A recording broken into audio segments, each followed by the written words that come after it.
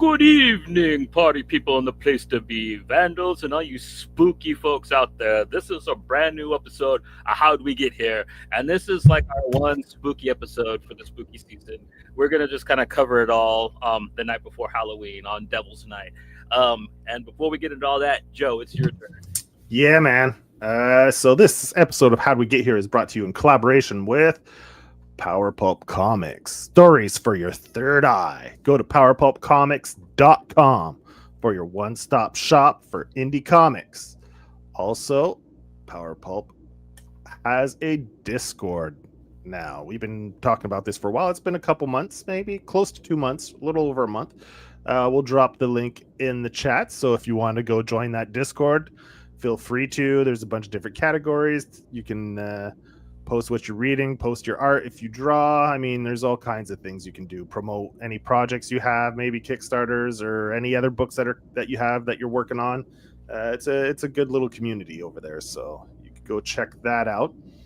Also, a reminder: our giveaway. This will be the last weekend for people to enter the giveaway, the Power Hour giveaway for the Founding Fathers. So we're giving away 4 Power Pulp books, one from each creator, one from John Coates, one from Chris Anderson, one from James Coates, and one from Jamie Jones. And you'll get to pick which books you want.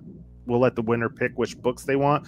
So you just go over to the Founding Fathers episode, drop Power Pulp in the episode comments to enter to win, and we'll after the weekend we'll draw. We'll pick a winner. We'll throw the names onto one of those digital virtual spinny wheels there, and we'll spin it. And also an update. Cookie just got her package today from Power Pulp for the giveaway. Right on. So yeah, I'm looking forward to having her read When the Night Comes from The Derelict from Alex Delaney. See how it should be right up her alley. So yeah. Cool. Yeah. It's a pretty good episode, man. I really recommend checking it out. And like, I didn't really realize it, but like looking at the like James Coates' face kind of looks like George Washington's face actually on the Mount Rushmore. Like there's a bit of a resemblance there. Well, I mimicked the shadows from Okay. the actual from the mountain. Okay. I took an airbrush and I put like the same shading kind of into their faces to kind of mimic the shadows so that's why it probably resembles a little bit. Yeah. Okay, cool. Yeah.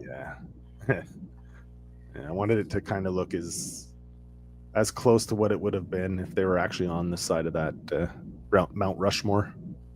So Joe, how's your October been, man? We haven't really got to do an episode where we just like talk shit, you know what I mean? It's kind of been a lot of interviews lately, you know what I mean? So a hell of a lot of interviews. I know you and the old lady, you've actually been hanging out watching some horror movies and stuff, right? Mm-hmm. Yep. Few we're going to talk about tonight, so I don't want to get into too much. Yeah. There's a couple that we watched recently that I put into the list there. That I picked a few some old ones. I tried to put a variety. Because you do these lists every year or whatever, and it gets redundant. Like Dead Alive, I always put that on all my lists. So I was like, it's not on this list because, like I love that movie, but every time Halloween comes around, it's always something I recommend. So I was trying to make it a little more diverse, And I think that's like one of those cult films that I think at this point pretty much everybody that's going to see it has seen it, unless they're young, you know what I mean? Yeah. And then they're just going to work their way to it eventually anyways, because it's just a gateway film into cult films. Yeah. And you got to save some stuff because if we do the list again next year, you got to save some stuff for next year too. Definitely. Yeah. So trying to do a little variety, like some older stuff, some newer stuff, some like gore stuff, campy stuff, some more serious. Try to do a little mix, a little something for everyone. Some comedies in there. I think I put 1 or 2. I can't remember, but yeah. Yeah, I think the first movie we're going to talk about when we get into our list is pretty funny. I kind of consider it a part comedy, at least. It definitely has. Well, the main actor in it is a known comedian in Sweden, right? So anyway, that's a hint. People can maybe try to guess what the movie is. It's a Swedish film, but yeah. Did you want to do a check-in at all, or? Man, like I've gotten so many books and I've read so much stuff over the month. Like, man, I could probably fill the whole hour with that. You know So what I mean? let's do a catch up episode. We'll actually do a full episode, do a catch up episode. Yeah, that way I could get my pictures ready and stuff, and like show everything that I've been reading. Because, like, yeah, basically, like, got everything I could from like Tony Farrow. I've read a bunch of Jamie Jones's stuff. You know what I mean? Lots of Power Pulp. I mean, I got a lot of stuff from Cosmic Lion. You know, it's been a busy month for me reading. You know, so like, yeah, we'll probably do that. We'll probably do that early next week, I think, since we kind of have an episode on the 5th, which. Yeah, we have. We're back to more of a regular schedule, like 2 episodes a week now. So yeah, so we could probably fit a little bonus episode in here or there once we get all our stuff together. Yeah. So yeah. That sounds fun. But yeah, for as far as horror films, I watched some old stuff, like really old. I'm talking about like 1930s to 50s stuff that I'd never seen before, and then I watched some Italian giallo movies that I never heard of. So, pretty cool stuff. That's right. Some scary stuff. Pounding, yeah. So, yeah, I'll get into it because there's a few movies. It'll be kind of a check-in as well because there's a few books and a few movies I think that I threw in this list too for what we'll be talking about. So yeah, I decided to do the start putting together a list, and I asked you for a few recommendations as well to do a 31 days of horror for one book and one movie a day, and I almost didn't do it. I was pretty surprised. I was hey Cookie, happy Devil's Night.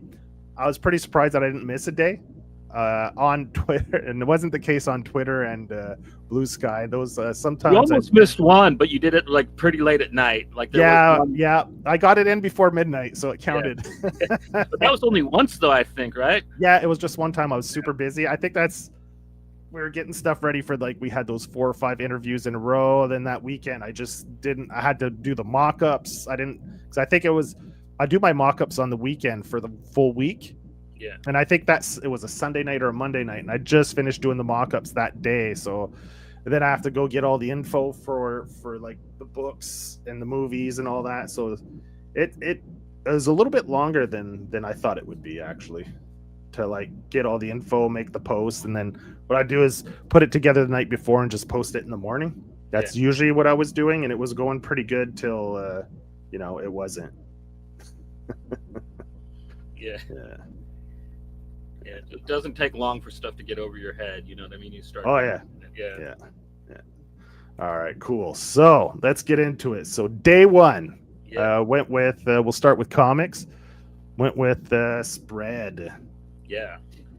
This is an Image book. Came out in, what was it? 2015, I think, is when it started. Something like that. Yeah. You got Justin Jordan's the writer. Kyle Stram is the artist. Colors by Felipe Sobrero and letters by Crank. Sebastian Gerner is the editor, publisher, Image. So yeah, Spread. We've already covered the first volume of this on the show before. Yeah, it's pretty good.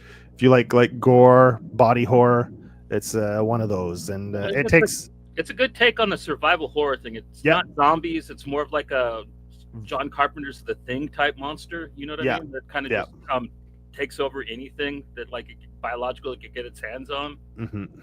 Yeah, it's not. Yeah, exactly. It's like exactly. It's like a foreign entity that takes over your body. And it takes place like winter for the most part, so you get a lot of like the red against the white backgrounds and stuff like that. So it's a very visually striking book too, so it's a fun read. I can't wait. I got the Omni of it. Yeah, the Omni came out just this fall, like a month ago, I think. This came out, so if people want to go pick it up, the whole collection's available. This just came out recently, so you should probably still be able to find it. So you can go pick that up. Yeah, I don't think it's out of print yet. I think you can get it on Amazon. So yeah, so or Global Comics has it as well. If you want to read digital and you have a subscription there, the whole collection has been uploaded to Global Comics as well, so you can go find it there. How much is that big boy, man? About $50, something like that? Less than that, I think. Less than that? $40. $40 Canadian or American? American. So it's 54 Canadian. Yeah. Nice. Yeah, that's a steal, man. Mm-hmm. Yeah. It's a good read, man. Nice, good body horror, survival horror, good hero. Like, he doesn't say much, just the word no, and that's his name too, which is hella funny. Yeah. Really interesting character. I really like the crazy prostitute character that like protects the baby. Like, yeah. Yeah, it's it's a really cool, different kind of comic. You know what I mean? Like, especially, yeah. One of the first, when I was really getting into Image, it was one of the ones that like really helped me sink my teeth into it. Yeah, so definitely highly recommend that one. The art's great in it too. Our first movie for day one was a found footage, Troll Hunter. This is the Swedish movie I was talking about. Came out in 2010. The main actor is, I guess, a comedian, a pretty popular comedian in Sweden. He's the one who's in the lead. The other actors are pretty much unknown actors and stuff, but this is I'm not the biggest fan of found footage, but I do have a few that I love, and this is one of the ones I really enjoy. Yeah, I really like what they did with the trolls in this. They didn't try to make them like savage monster looking things. They actually look like old storybook trolls with like the big goofy noses and stuff. Noses, yeah. But they actually made them kind of terrifying, you know what I mean? Like, and I like the whole idea of using UV lights as kind of like artificial sunshine to kind of turn them to rock, so he can fight them. It really neat ways to play with the old actual troll lore from like the Germanic countries. So yeah, really smart, really fun found footage movie. Like, yeah, definitely. Really good. Like, yeah, and then like the whole thing, like the way the trolls were able to trace him is because like the one kid was a Christian and like he didn't tell that's anybody true. about it. Yeah, that part was funny. Yeah. The trolls don't like Christians. They can smell them. Yeah, it's good. It's definitely worth watching. If you guys haven't seen it yet, I mean, like I said, I'm not a fan of found footage, but I really enjoyed this. So I don't know if that means anything to you, but I mean that's just. Well, it works with the parameters, man. Like, yeah, really, I don't think they had a lot of money to make the monsters all the time. So they had it really cool. So like you kind of just see their feet through a lot of it, and then when you actually get to see the monsters, like I said, they are kind of funny looking because they are like how trolls were traditionally drawn in like the storybooks. Yeah. Like they're just rendered really well too, though. They look real. Yeah, and the lighting it's always at night, right? So that's an advantage if you don't have a big budget. Like if the lighting's not good, you can get away with like less good practical effects or computer effects, you know, like it's easier to get away with stuff, right? So I mean they do it perfectly, right? The setting and everything, it takes place at night all the time, like trolls under bridges, I mean all that. They pretty much hit all the bullet points, right, for troll lore, more or less. Exactly. All right, so our day two, our first the comic for day two is Faithless. This is one Cookie will probably, if you haven't read this yet, Cookie, you'll love it because you like toxic relationship stories. This is definitely one of those. This is like a horror thriller romance. So Faith is an aspiring artist, and she kind of has a torrid love affair with this notorious guy that in the art scene. I don't know if I can't remember. Is it New York? Yeah, it's New York, and I'm positive it's Paul Pope. Like the way Maria Lovett draws, it looks exactly like him. Like Paul Pope, know each other, so yeah. I'm thinking she's saying Paul Pope's the devil. Yeah. So yeah. So let's see. This is let's see my notes here. Brian Azzarello wrote it. Maria Lovett did the art, which I think Maria Lovett wrote it and drew it because it reads like one of her comics, but like. I don't know. I've never read Az write something this feminine before, but it's really cool that like he has that in his toolbox because most of his stuff that I've read is pretty masculine. It's pretty manly, you know, most of the time. So yeah. So this story, this was released in 2019 by Boom Studios, and the story is complete now. So there are 3 books for it? 3 maybe trades? Yeah, it's 3 or 4. I can't remember. I think 3. Yeah, but it's completed. So the story is. I don't know if they released a complete edition with everything in one volume yet, but I wouldn't be surprised if that would come sometimes in the near Nice future. hardcover for it. That'd be cool. Yeah, by Boom Studios. So yeah, so it's definitely got some. Fair warning: this is a not safe for work comic. There are some quite graphic scenes in it, so be warned. Right? Yeah, not just graphic violent, but graphic sexually as well. It's kind of a fun take on the Faustian tale. You know what I mean? It's kind of the same type of formula, just and like, yeah, I mean, it's horror a bit, but I'd call it a little more erotic than it is horror. But like, yeah, but it's a great book, man. Like I said, I was trying to pick stuff like yeah, a pretty broad spectrum of genres for the choices. So yeah, I'd say it kind of clicks into that gothic horror, which a lot of people kind of don't count nowadays because it is like, kind of more romantic, but like it definitely qualifies because on the edge of supernatural as well, supernatural horror as well. Yeah. All right, so day 2 horror movie was Dark Harvest. Sawtooth Jack's gonna get you. Yeah, this was released in 2023, so it's a more recent movie. Directed by David Slade. He did, I think he did one of the Twilight movies. He did 30 Days of Night, right? 30 Days of Night. Yeah, the first one. That movie's excellent. Yeah. It's not on this list, but I mean, like I said, we got to save stuff for other years, a great movie. So the same director. This is a really fun, like, what would you call it? It's got a social commentary about like, wild youth and stuff. Like it definitely like takes that on, especially like toxic masculinity a bit, but like at the same time there's a whole thing about like how controlling parents as well. Like it's a very different kind of movie, but in a roundabout way it's the best sequel to Pumpkinhead that they ever made.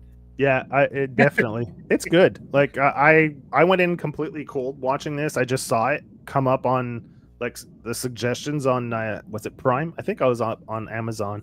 So I was like, I just clicked on it. I was like, I'll watch this, and yeah, I really enjoyed it. So yeah, and if you're a Misfits fan, it's got some good allusions to that. They kind of quote the lyrics, and they actually wear Crimson Ghost masks, the 3 main kids at the beginning of it. So there's it's definitely like it's definitely got a throwback feel, like 50s, like Greasers and Jocks, type feel.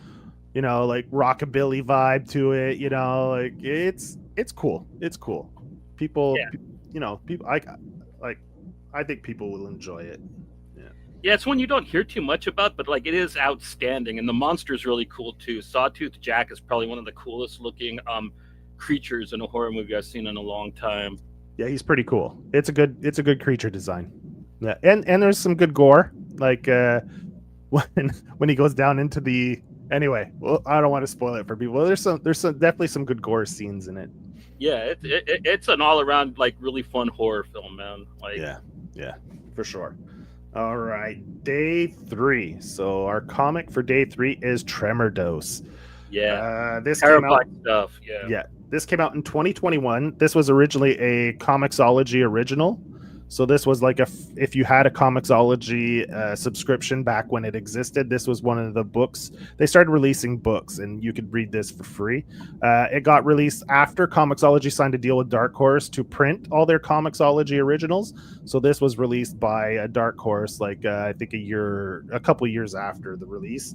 The writer is Michael Conrad, and the artist is Noah Bailey. And I find Noah's art style is unnerving. Yeah, it is perfect for this book. Yeah, it's kind of like a psychological thriller. It plays with the story of this man. If you know that like meme online, like I forget the sleep study that it was, where like they had the picture of that guy and like everybody said that they dreamed him. It kind of plays with that, but it actually makes that storyline very unnerving, very terrifying. Like it's a surreal psychological kind of horror thriller, it like, because it has to do with dreams, so it's very cool. It's a very good book. Like it doesn't hate Nightmare on Elm Street at all. Like it really does its own thing with that with the dream stuff as well. So it's pretty original. I was very blown away when you recommended that to me. I think I read it when I was in the hospital. Okay.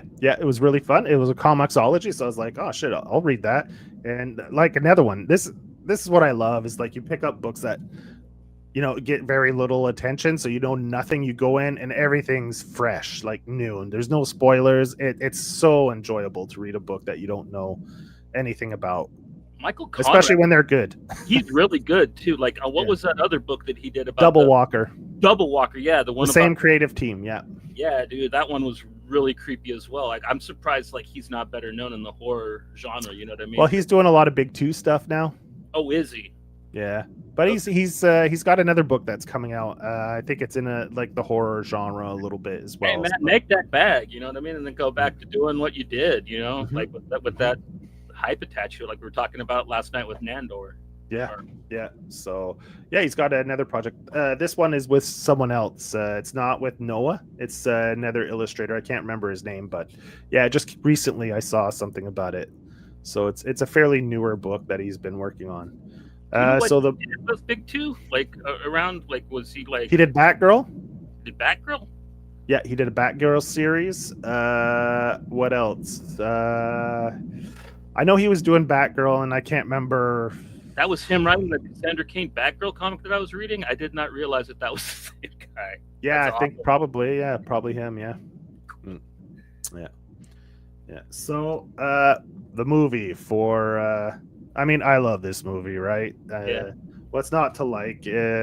From Dusk Till Dawn, 1996 movie. If it's supposedly Quentin Tarantino did the first act, right, when they're in the Winnebago, when they're leading up to the No, bar. he wrote it and Rodriguez directed it. Is what it But I is. heard he even kind of maybe directed that first little part, like when they're in the Okay. Winnebago leading up to the desert. That's what I've heard. But Okay. yeah. Anyway, so yeah, you got George Clooney and Quentin Tarantino that play brothers, the Gecko brothers. They're on the run and they stop in at this dive bar in the middle of a desert, and all hell breaks loose. It's fun. It's a fun action horror movie. Yeah, it starts out as a total crime drama and then it turns into a horror film. Like, it was one of the first ones that kind of, well, I mean, like, if you watched the trailers before seeing it, they really ruined it. But like, if you were able to go and see it blind, it would have been like a really cool turn. You know what I mean? Yeah. That's kind of the problem with especially advertising in the 90s. They kind of, if a movie tried to have a clever idea like that, the trailers would have ruined it. You know what I mean? But Yeah. Well, now you have the internet and all the idiots to do that. yeah, all the people, oh man, I got pictures of the, like, I don't want to see your pictures of the production of the film. I want to see the damn movie when it comes out, man. Yeah. So I mean, we won't talk too much on that. It's a more known movie, so I mean, most people probably know what it is. But I love it, and it's fun. It's good. Yeah. Got Harvey Keitel, who's Marin, Juliette Lewis, Danny Trejo. yeah, Selma Hayek. Who else? What's his name? Cheech. You said Cheech? Yeah, I said Cheech. He plays like 3 parts in it. Yeah. Yeah, he's great when he's introduced, like trying to get people to come in. Yeah. This pussy, that pussy. If you don't have, you don't want it. Yeah, that's a great. I love that scene. Yeah, it's so funny. I think that's what I put on the Instagram for the. You could pick music, or I found the audio for that on Instagram and I put it with the pic. So if you want to hear it, just go find it on our Instagram and hit the post, and you'll hear Cheech's little sales pitch to get people into the bar strip club. Yeah. Well, is it a brothel or is it more of a strip club? It's a strip club, pretty much. Okay. Yeah. I don't think they ever said anything about brothels. Like, Yeah. I remember Tarantino telling the kid, like, if you see one you like, I'll get you a lap dance. He didn't, you know what I mean? So, Yeah. Okay. Yeah. All right. So day 4.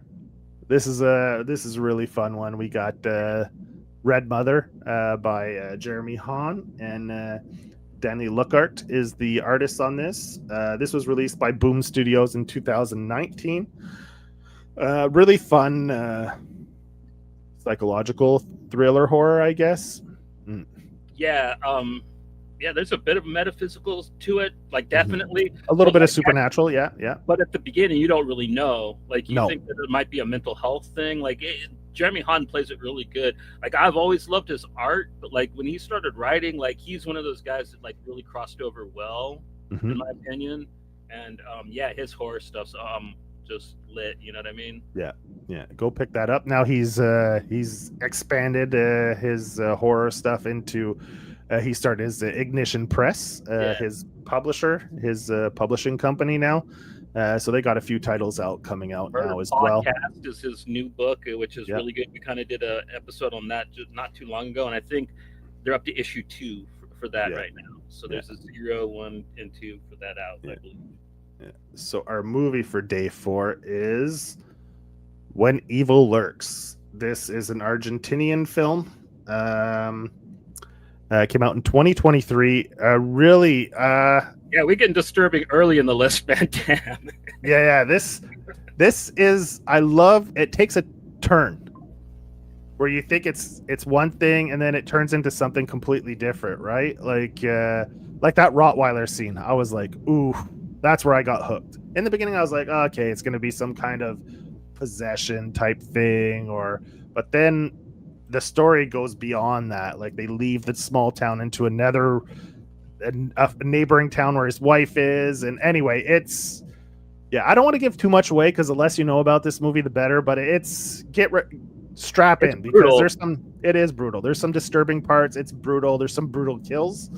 That first that dog scene is horrible. That got me. I was like, oh man, when that happened, I was like, damn. Yeah, so there's some good kills in this. It's not a slasher movie. It's like a supernatural kind of. It's bleak. I would put it more on the line of like one of those French extreme movies that they were putting out in like the late 90s, early 2000s. Borderline. Yeah, for sure. It's kind of more on that level where there is a bit of supernatural to it, but it's also just kind of fucked up. You know what I mean? That's what the movie, what really hooks you. And like, if you're not into like disturbing extreme horror, you might want to skip it. But it's not super bad. It's not gonna be on any of the most disturbing of all time lists. No. But like, it's it'll definitely stick with you though. Yeah, for sure. Like, for sure. The director is Damien Rugna. Anyway, if anyone knows of his other films, anyway, he's the director. So on to day 5. Our comic is Gideon Falls. This is a pretty popular book. Came out in 2018. This is a Jeff Lemire book through Image, with art by his frequent collaborator Andrea Sorrentino. So yeah, man, this is definitely another psychological kind of surreal thriller horror type thing, kind of Lynchian in nature, I'd say. Lynchian. It reminds me of my favorite horror movie, Phantasm. In my opinion, Phantasm. Okay.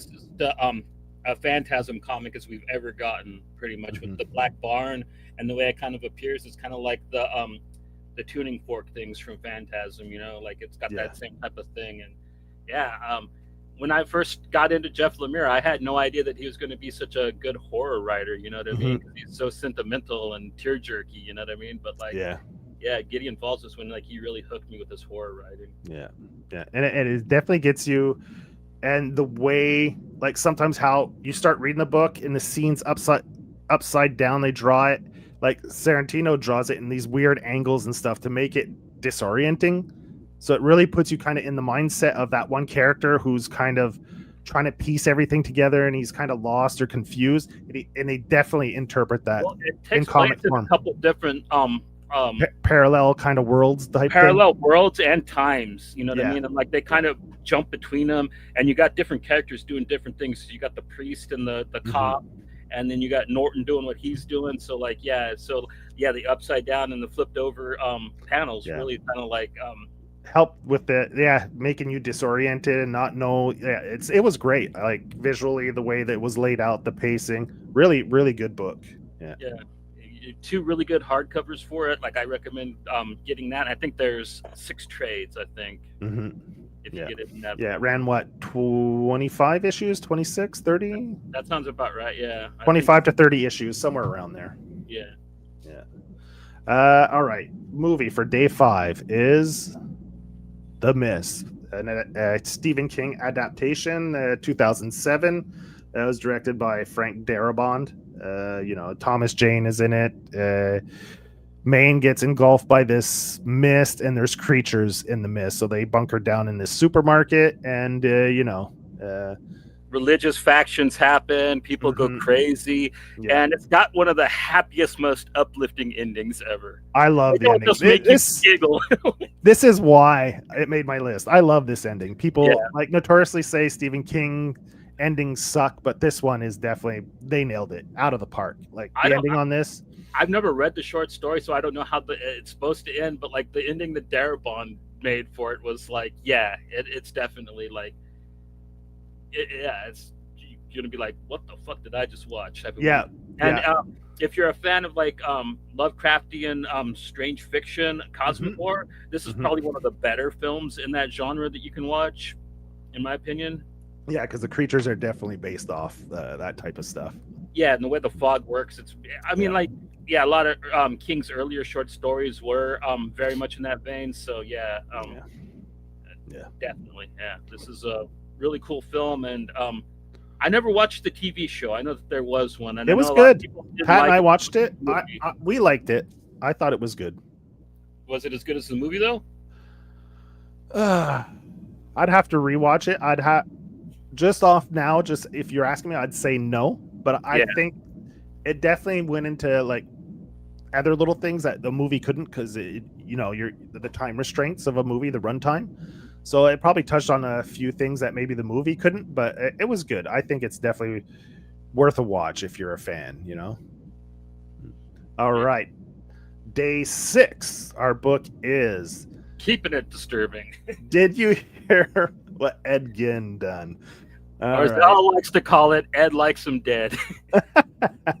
This is an adaptation by Harold Shelter and illustrated by Eric Powell. People may know Eric Powell from The Goon or Hillbilly. Is it just Hillbilly? Hillbilly, I think. Yeah.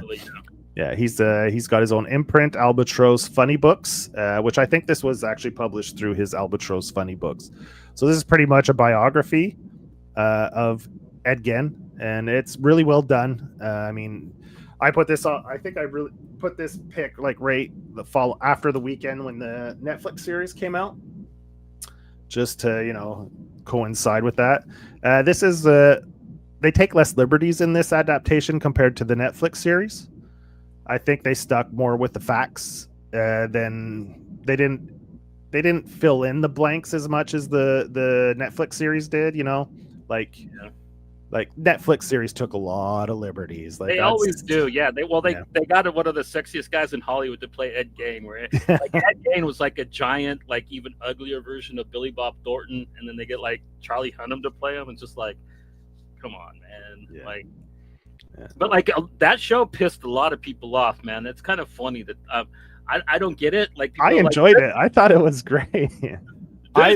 They made stuff up. They didn't follow the story. I'm like, yeah, but like, are you gonna get mad at like Halloween for doing that, and like Psycho for doing that, Texas Chainsaw? Like nothing that's ever been made about Ed Gein has been completely factual, except for maybe because there's so many missing parts back then, right? Things weren't documented like they are today for crime and stuff like that. So, people will make like educated guesses on like to fill in the blanks and stuff. But one thing I loved about the series, it was at parts ridiculous for sure, but one thing I loved is how they incorporated what his story influenced. I thought that on the Netflix series was really well done. How you have Ed Gein reenacting parts of like Chainsaw Massacre. Yeah, the movies that he inspired. Yeah, and they have Ed Gein, playing the role of, Psycho, the Norman Bates, right? And I love how they did that. I thought that was a really cool way to show the influences. Have him portraying the movies that kind of got inspired by him. That was really cool. I thought that was well done, and I really enjoyed those parts of the show.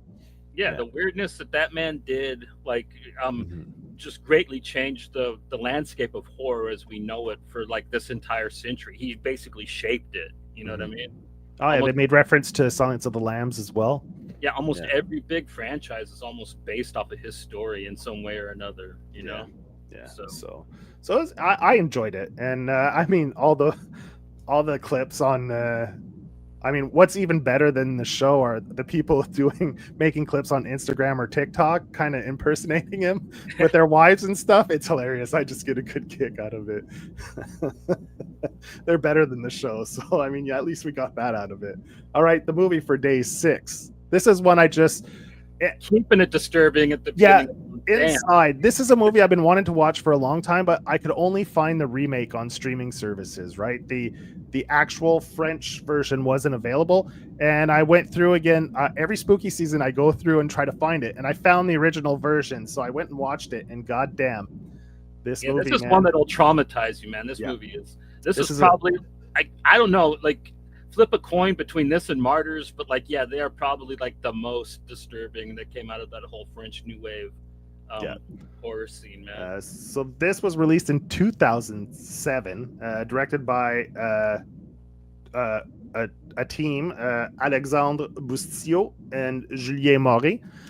So it's a team of directors, and I think one of them might have wrote it as well. So you got a team there, and woof, yeah, it's gory, it's brutal, and I kind of like the twist.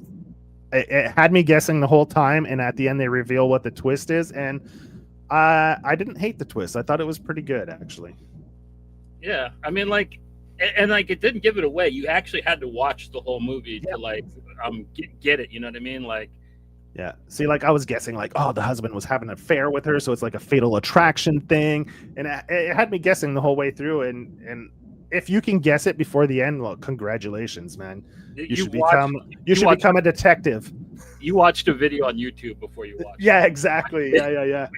If you could predict, and I'm really good at like predicting endings and stuff. You know, most American shit, like I know how it's going to end. But like, and it's not stupid where you're like, oh, well, that doesn't make sense. Like the way they explain it makes perfect sense. Good twist, definitely. Yeah, but like, yeah, dude, like, don't eat when you watch it, and like, yeah, definitely, be prepared to be scarred. You know what I mean? Like, and the gore and stuff is so realistic. It's heavy. It's emotionally heavy. It's visually heavy. I mean, yeah. All right, so what are we on? Day 7. We're going with Vile by Warwick Walker is the writer, and our boy Erwin Papas did the art on this one. This was a Kickstarter I backed and came out in 2023.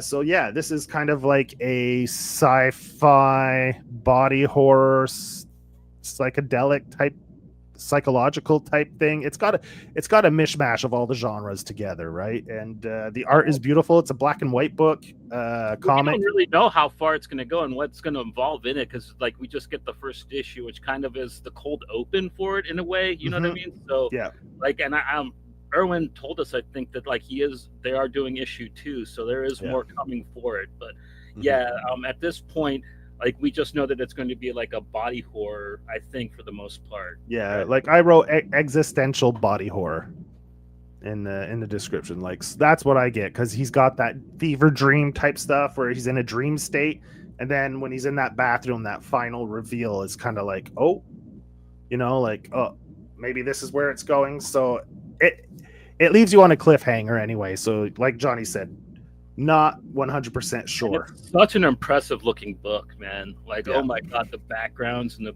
cityscape and stuff that are he channeled his Rizzo, Eduardo Rizzo. He channeled that big time. Yeah, it's a gorgeous book, man. Yeah. All right, day 7 movie is The Oddity. This is I don't know this one, so you're gonna have to explain it to me a little bit. Yeah, this is a film out of Ireland.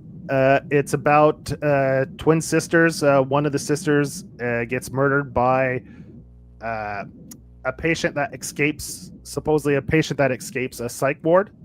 So then she goes and spends time at the house with the widowed husband, and then like it's a supernatural, definitely horror thriller.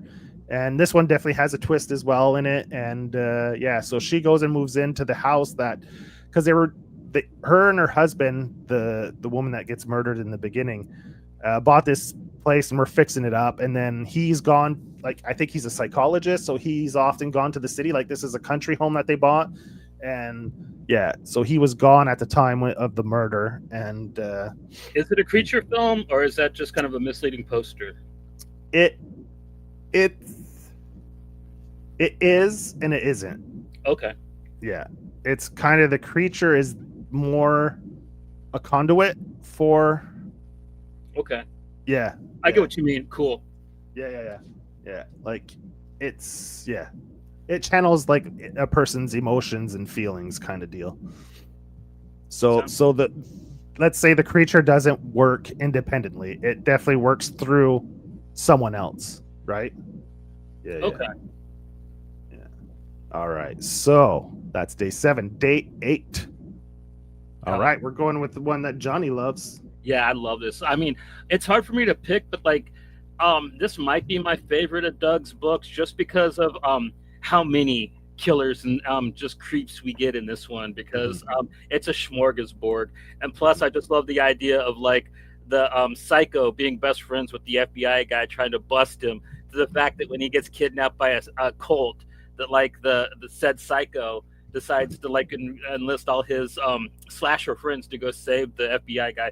Like, it is a treat if you're a horror fan, and if you like gore and like slashers. Like, oh man, this one is just full of them, and like kind of features all the different archetypes too, and like it introduces the character that's in his latest one, Fashion School.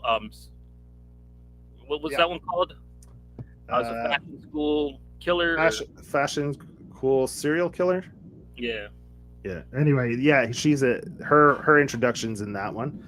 This is an Image comic 2023 in collaboration with 12 Gauge Comics, which is Doug Wagner's imprint. So Doug Wagner's the writer. Daniel Hilliard is his probably 90% of the books he does. He collaborates with him on art. You have Ed Dukenshire is the letterer, and design is by Sasha E. Head. And colors by Dave Stewart, right? Or oh shit, I didn't write it. I guess, I don't know. I don't have it. Write down the cover, Stewart. Oh, okay, yeah. Colors by Dave Stewart. There you go. Perfect. Because like Doug works with different colors all the time, but like, yeah, Dave did the colors on this one. And the next one is a movie that Johnny loves. I know Johnny hates this movie. It's just, I don't really like Exorcist movies, but this one, it's just so lazy, man, in my opinion. Like, well, this is one of the, I think Pat and I went and saw this in the theaters and stuff, and Pat loves this movie, so I let her pick one of the movies, and I don't mind it. I mean, I was a fan of Dexter, so it's got the girl who plays the sister, and Dexter plays Emily Rose, and you have that, what's her name with the raspy voice, the one who plays a psychologist.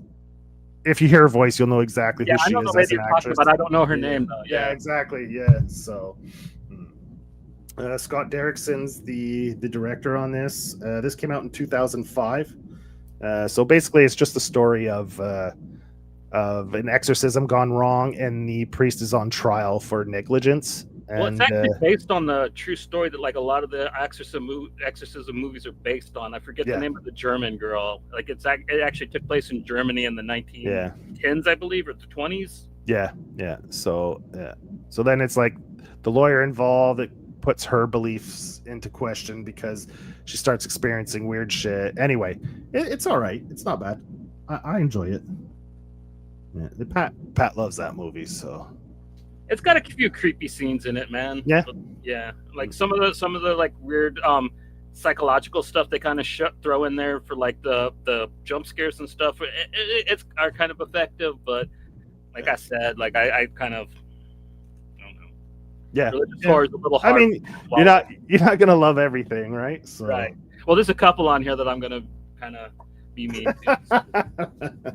All right, our comic for day 9 is Mountainhead. Yeah, this is if you like body horror. I mean, this is John Lees is the writer. Ryan Lee is on art, who's fantastic. You got Doug Garbark, who's the colorist, and Sean Lee is the letterer. And This this one was through IDW in Yeah. 2019. This one also plays a lot with its narrative because like you also think that it might be mental health problems at first. This one kind of Yeah. subverts expectations and then actually becomes true horror. Like Mhm. almost 3/4 of the way through, I think you actually finally get to see the monster. So yeah, John plays very smart with this one, and it really showed me that like he's got staying power. You know what I mean? They're like he's just the king at what he does. Yeah, And he's we love John here. So Yeah. great horror writer. I mean, so yeah, amazing. definitely Just a great guy. check it out. It's worth reading, and that's through IDW. So if you're looking for it, I don't Ryan know. Lee's art's great too. We really wish that he'd get more work because he's just a swell guy. We've had him on too. He is working on a book for, is it Mad Cave, called Booger? Anyway, Cool. he's something like that. I'll have to go back and check, but it's like some kind of horror. I don't know if it's like a blob type horror type spoof or something, but anyway, I'll have to go back and check. But he was working on something recently that I saw. Awesome, man. Good for Ryan. Yeah. All right, our movie for day 9 is Near Dark. This when I was a kid, this came out in 1987. Wow, I thought it was early 90s, but it's late 80s. So this came out around the same time as Lost Boys. But this is definitely a much more gritty, darker, somber kind of vampire story. Western. Yeah. More gothic, like I believe North Texas, like up by the Panhandle, I believe is where yeah. Great cast too, man. You got Lance Hendrickson, you got Bill Paxton. Tim Thomerson. I forget the girl's name. She was very good in it too. Jenny Wright. Yeah. Jeanette Goldstein, Tim Thomerson, Adrian Pastor. It was one of the first movies I saw that really took on the idea of like what would happen if like a young kid got turned into a vampire and like what his hormones would have been like. I thought that was a very interesting character, the little boy vampire. Yeah. And this was directed by Catherine Bigelow. Yeah. So one of the rare female directors back in the day. There weren't too many female directors, but this is one of the first things she did after she divorced James Cameron, right? I think very possible. I have no idea. Yeah, I don't know her history with the. I know that they were married, and then she got a bunch of films from him in the divorce, and I think this is one of them. Okay, got you. All right. Cool. So next up, our comic for day 10 is Acid Nun from Corinne Halbert. Yes, this is definitely a very kind of personal book. Yes, it definitely deals with trauma, a lot of heavy subject matter, but it's told in a very interesting kind of way. And she's a huge fan of horror, so she introduces like a lot of horror elements, movies she loves into this kind of semi-biography, I guess, like very loose. Satanism, if you're familiar with the works of Kenneth Anger, she kind of plays with those a lot. Like if you can tell by the naming of some of her books, like Scorpio, Venus Rising and stuff.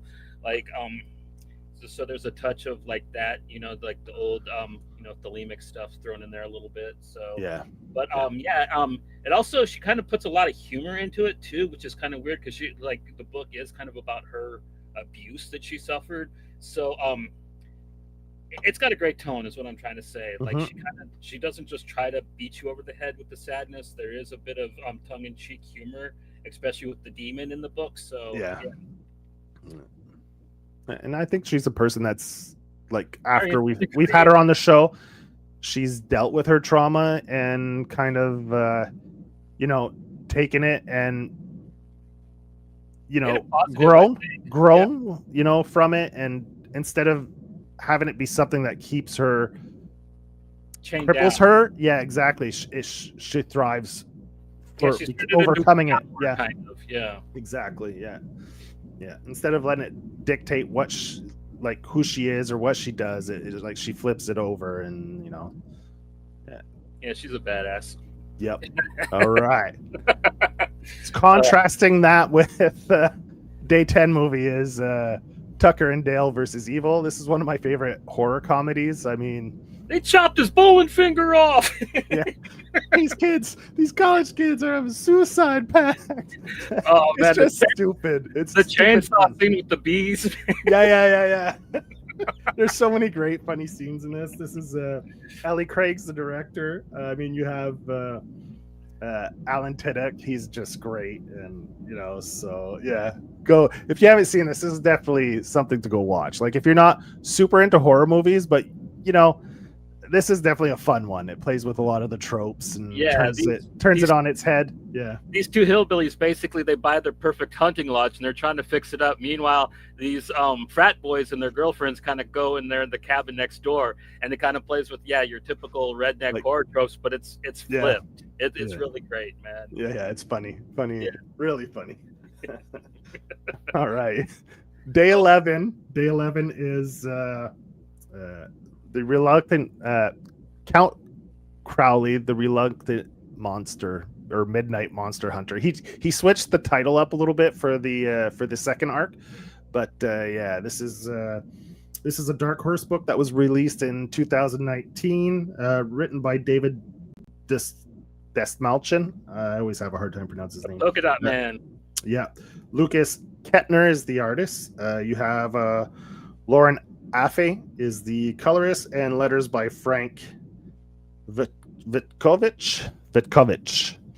Yeah, so this is basically kind of a Elvira Svengoolie type like host, like one of those spooky hosts, whatever you call them. And she gets invited to an actual haunted or evil place, and they basically send her there to get rid of her, pretty much, because she's just an asshole. Yeah, she's an alcoholic. She loses her actually job as a news reporter. So then she goes back home and goes to this public access channel. Yeah, taking over duties for the what is it? Horror movie of the week type hosting thing, like a Svengoolie style thing, and come to find out there's actually real monsters and stuff. It's fun. It's a really fun book. Yeah, it kind of like we were talking about with Zach the other night. It kind of reminds me a bit of Kolchak the Night Stalker. It's got a bit of that in it. Exactly. Yeah, a lot like that. Exactly. Yeah. Good call. Yeah, it's got it will remind you of a lot of older type of horror stuff. You know what I mean? Mm-hmm. Yeah, you got your classic monsters. Like I think in the first book, is there a werewolf? So it deals a lot with like the classic monsters as well. So and the horror in it's really good. Like she's an asshole, but like she's a very likable asshole in the book. Yeah, so, yeah. She's a good protagonist. Here, our day 11 movie. I picked Deep Star 6. This is a movie when I was a kid too that it's kind of borders on like. Not exactly sci-fi horror, but definitely in the same categories. Let's say, like sci-fi horrors. Like it definitely on the fringe of that. So, Deep Sea Monster movie, very, very trash cinema. Like, it's great though. Like I highly recommend this one if you want to watch something really, really gory and just over the top from the 80s. You can't do much better than Deep Star 6, man. Like, directed by Sean S. Cunningham. So the creator of Friday the 13th. He also had a hand in Last House on the Left. So Sean S. Cunningham. He's kind of a stamp of excellence, at least in the 80s. So and this was released in '89. So it's a fairly old one. Our day 12 book is Come With Me, the NSFU Tales horror book by our boys Adrian and Dylan, as well as Christian Barbosa. Is that his name? Basaraba is his name. Yeah. Adrian Kaloric and Dylan Corbuser. This just got released recently. It's 4 horror tales inspired by 4 different songs from SNFU, which is a punk band from out west in Canada, and it's a black and white comic that they did a Kickstarter for. And if you want to get your hands on this, you could go to 3presscomics.com, I think is what it is, and you can get copies there. They're available there. So you just find 3 Press Comics and you can go to the site and get copies there. Yeah. Yeah, so it's a fun book. It's inspired by a band, yeah, a punk band. So yeah, man, go check that out.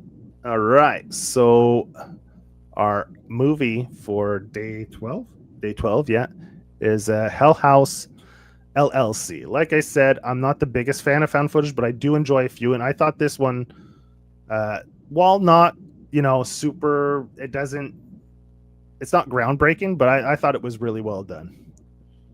Yeah, it's cool. Like it's a little long in my opinion, but Yeah.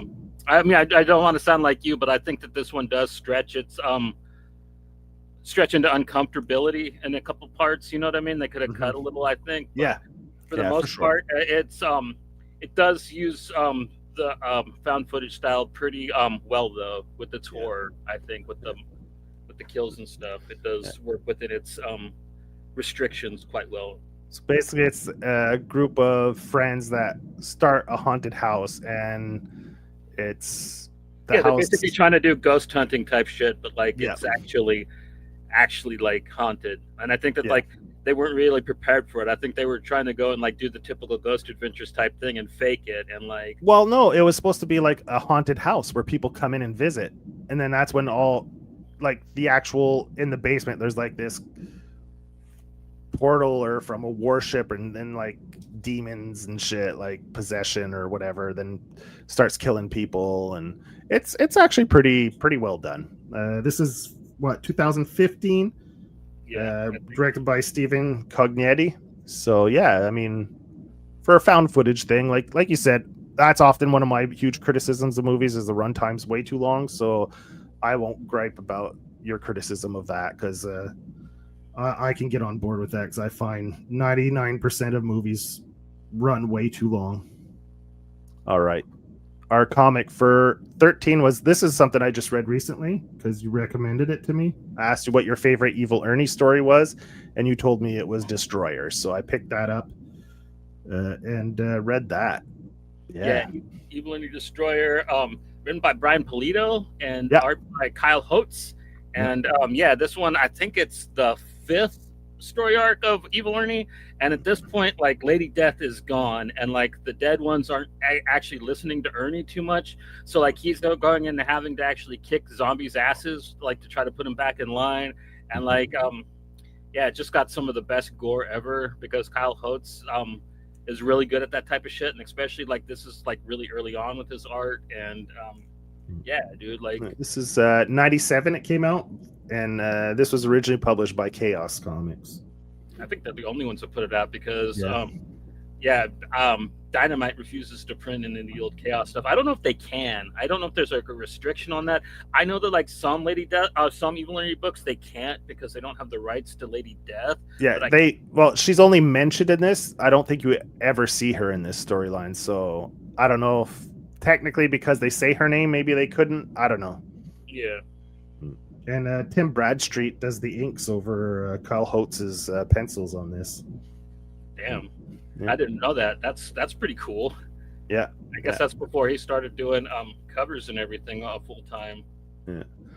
All right. So our movie for day 13 is Let the Right One In. This is another Swedish horror movie this is a vampire story, kind of a coming of age, maybe a little bit of a puppy love story as well. Yeah. It's about a little boy and a little girl vampire, and basically she wants a new familiar, and she gets one. and the little boy's bullied at school, so he's like, he doesn't have any friends, so he befriends this girl very easily, right? So he's an easy target for her, right? So well, I kind of think that she comes to care for him. You know what I mean? She does, definitely. Yeah, for sure. Yeah. Yeah, they're like by the end, they're actually like friendly, in my opinion. I don't think it's actually like a victimized thing, or at least I might start that way, but like by the end of it, I felt that it was mutual, kind of. Yeah, definitely. And this is like, I know there was an American remake, but go watch this one. This is like 10 times better than the American remake. Yeah, it's just shot better. I don't know why. Yeah. Like when Americans remake stuff, like they just fucking half-ass. They try to show too much. Yeah, they like they have to show their asses, right? Like, Yeah. leave it. You don't have to put everything in frame. You know what I Yeah. mean? Like, you can leave a lot of stuff up to the moviegoer's imagination, right, to fill in the blanks. This is directed by Tomas Alfredson. Yeah. So, all right, down to day 14. Our comic for day 14 is another Kickstarter. Fraser Campbell's The Berg. This was a really fun book. Fraser Campbell is the writer. Sarah Piplo and Fraser Campbell co-wrote this. Art is by Gavin Mitchell. Colin Bell did letters, and JP Jordan did color assist, so he probably did the flats. And this is another one that's got a very Carpenter-esque feel, kind of. Because it's very you're like down in the sewer with these exterminators, pretty much, and like it's kind of in your face with the it's also kind of like a Thing type monster, right? I would classify. Yeah, it's got that claustrophobic because they're down in the sewers, like the first Alien movie, or where you're kind of feel trapped, you're restrained, so that adds an element of dread to the story, right? Like you can't just escape, right? You're in tunnels. There's that whole element, and like you said, it's kind of got like the Blob type thing, like this mutated sludge that's coming after him. It's a really fun. Great, just one shot. I mean, I think it's a little bit bigger than a single floppy, but it's not a super long book. If I remember correctly, I think 36 pages, I believe. 36 pages, if I remember, yeah. But it's a perfect runtime. It doesn't feel short. It doesn't feel rushed. It's just a really great. Just art is fantastic. Yeah, he nails it. I mean, a really good book. I mean, go find that. Do the Berg, Google it, and go find out where you can buy it. It's definitely worth your time. All right, what were we on? Day 14, right? Yeah. Day 14 movie is Bring Her Back. This is a movie that just released this past fall, end of summer, beginning fall. This is by I believe, the brothers who did Talk to Me. Yeah. So Michael and Danny Philippou. This is their recent film. This is another one that's pretty heavy in subject matter. I know it's very sad from what everybody's told me. I know. One thing I do know about it is Cookie watched it and she's like, you only watch it once, but it's the acting is good. I love the cast.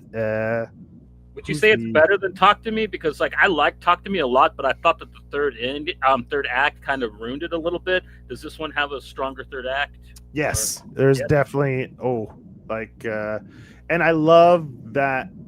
Anyway, it's I like the approach to it, right? It's anyway, I don't want to give it. It's better if you go in not knowing anything about it, but the third act is much stronger in this one than Talk to Me, I think. And there's some really great scenes in it. There's some cringe-worthy scenes that turns your stomach, with involving, like, anytime you have stuff involving kids, it's always it's a hard watch, right? Yeah. So that's why they do it in horror often.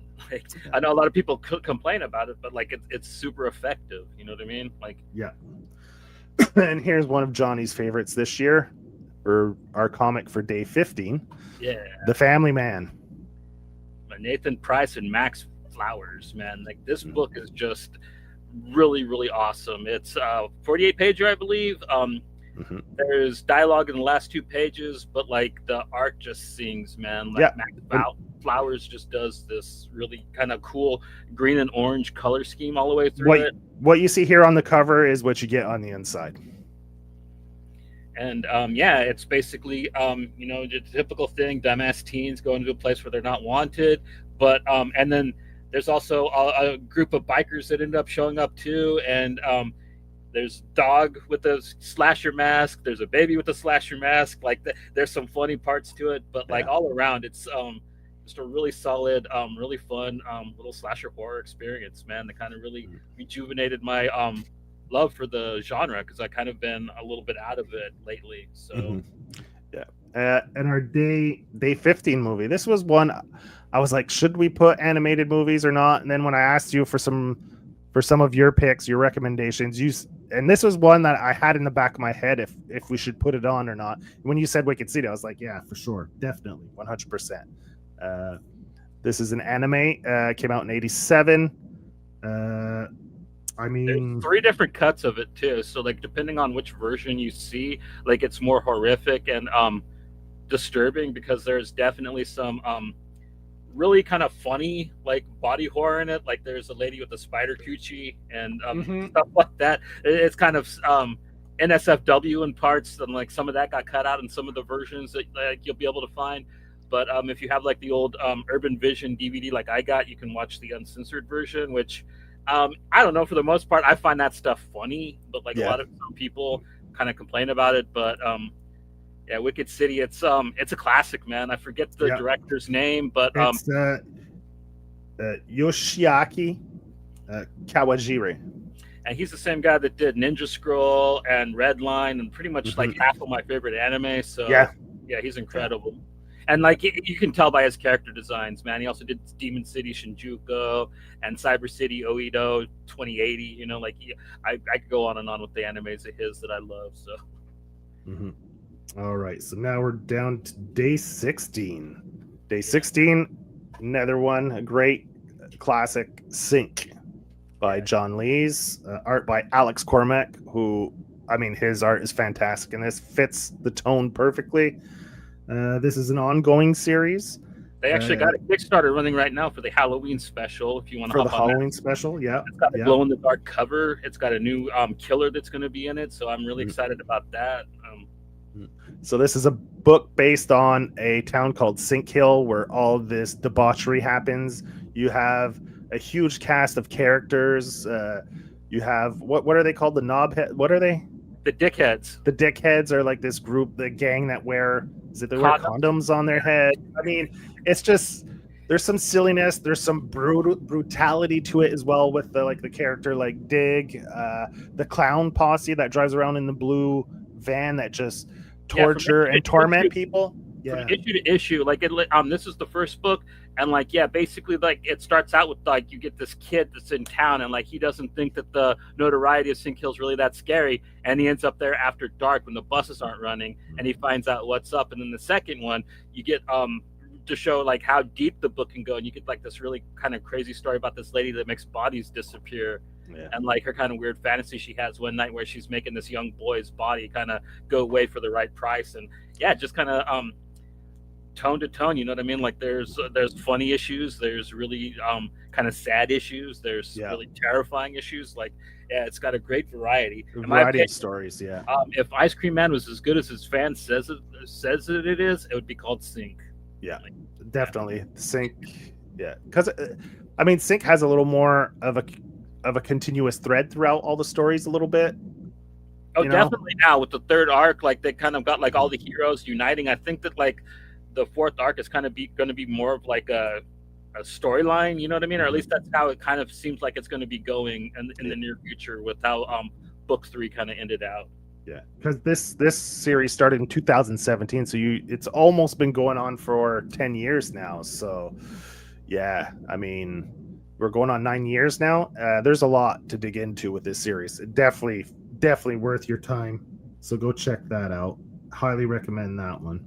That's one that was on my list for the longest time. I didn't know what it was, and then when we started doing the show, Johnny's like, "You got to read this," and I was like, "All right, cool." It'd been on my list of things I wanted to read, so opened it up after the first issue. I was hooked. Like I was in.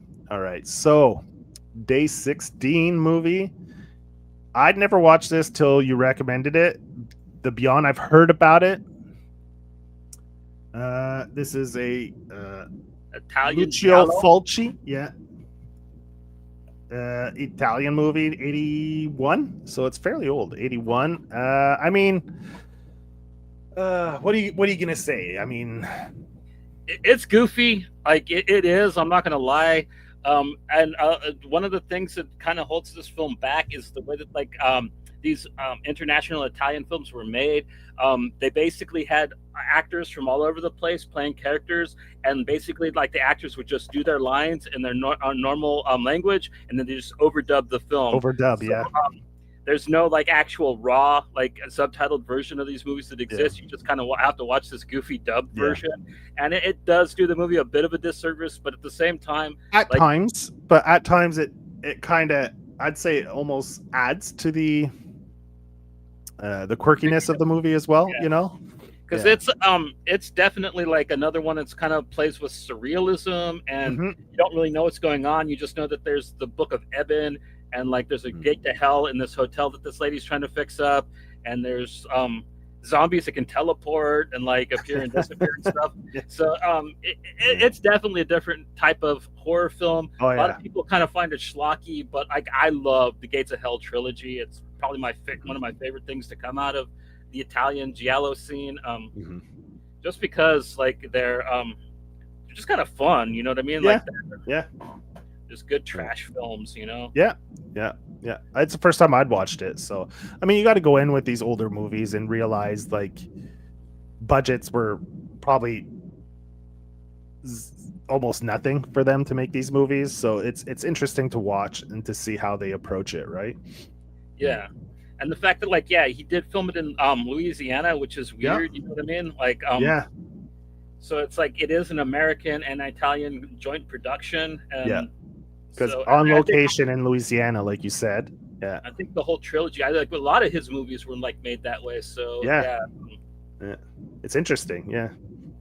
So I don't know if there's documentaries that go into depth about all that kind of time, like the giallo, like you said, Italian productions being filmed in the US, but that'd be an interesting documentary to watch if it does exist. I don't know. I'd have to Google it. But I actually knew somebody who was like, I can't watch this. Like, it's dubbed. And I'm like, well, then there's no way you can ever watch this film because like that's how it was made. Like that's how it's made. Yeah. And there's a lot of movies that are like that. Like some giallo masters, some of the smaller ones, like their movies were just made in Italy with Italian actors. But like with some of the bigger ones, like some of even Argento's bigger films or Mario Bava's bigger films, like they had American actors and they had German actors and stuff, and like that was just the way that they did it. The actors would show up, they'd do their lines in their native language, and then the movies just get overdubbed in any language, and they just send it to Japan. It's in with that dub, you know what I mean? So, but I mean, it makes sense in a way, you know what I mean? But if you can't watch that, then you probably can't watch like half of those Asian movies either. You know what I mean? Like, well, I mean, like a lot of those, they come just dubbed, but yeah.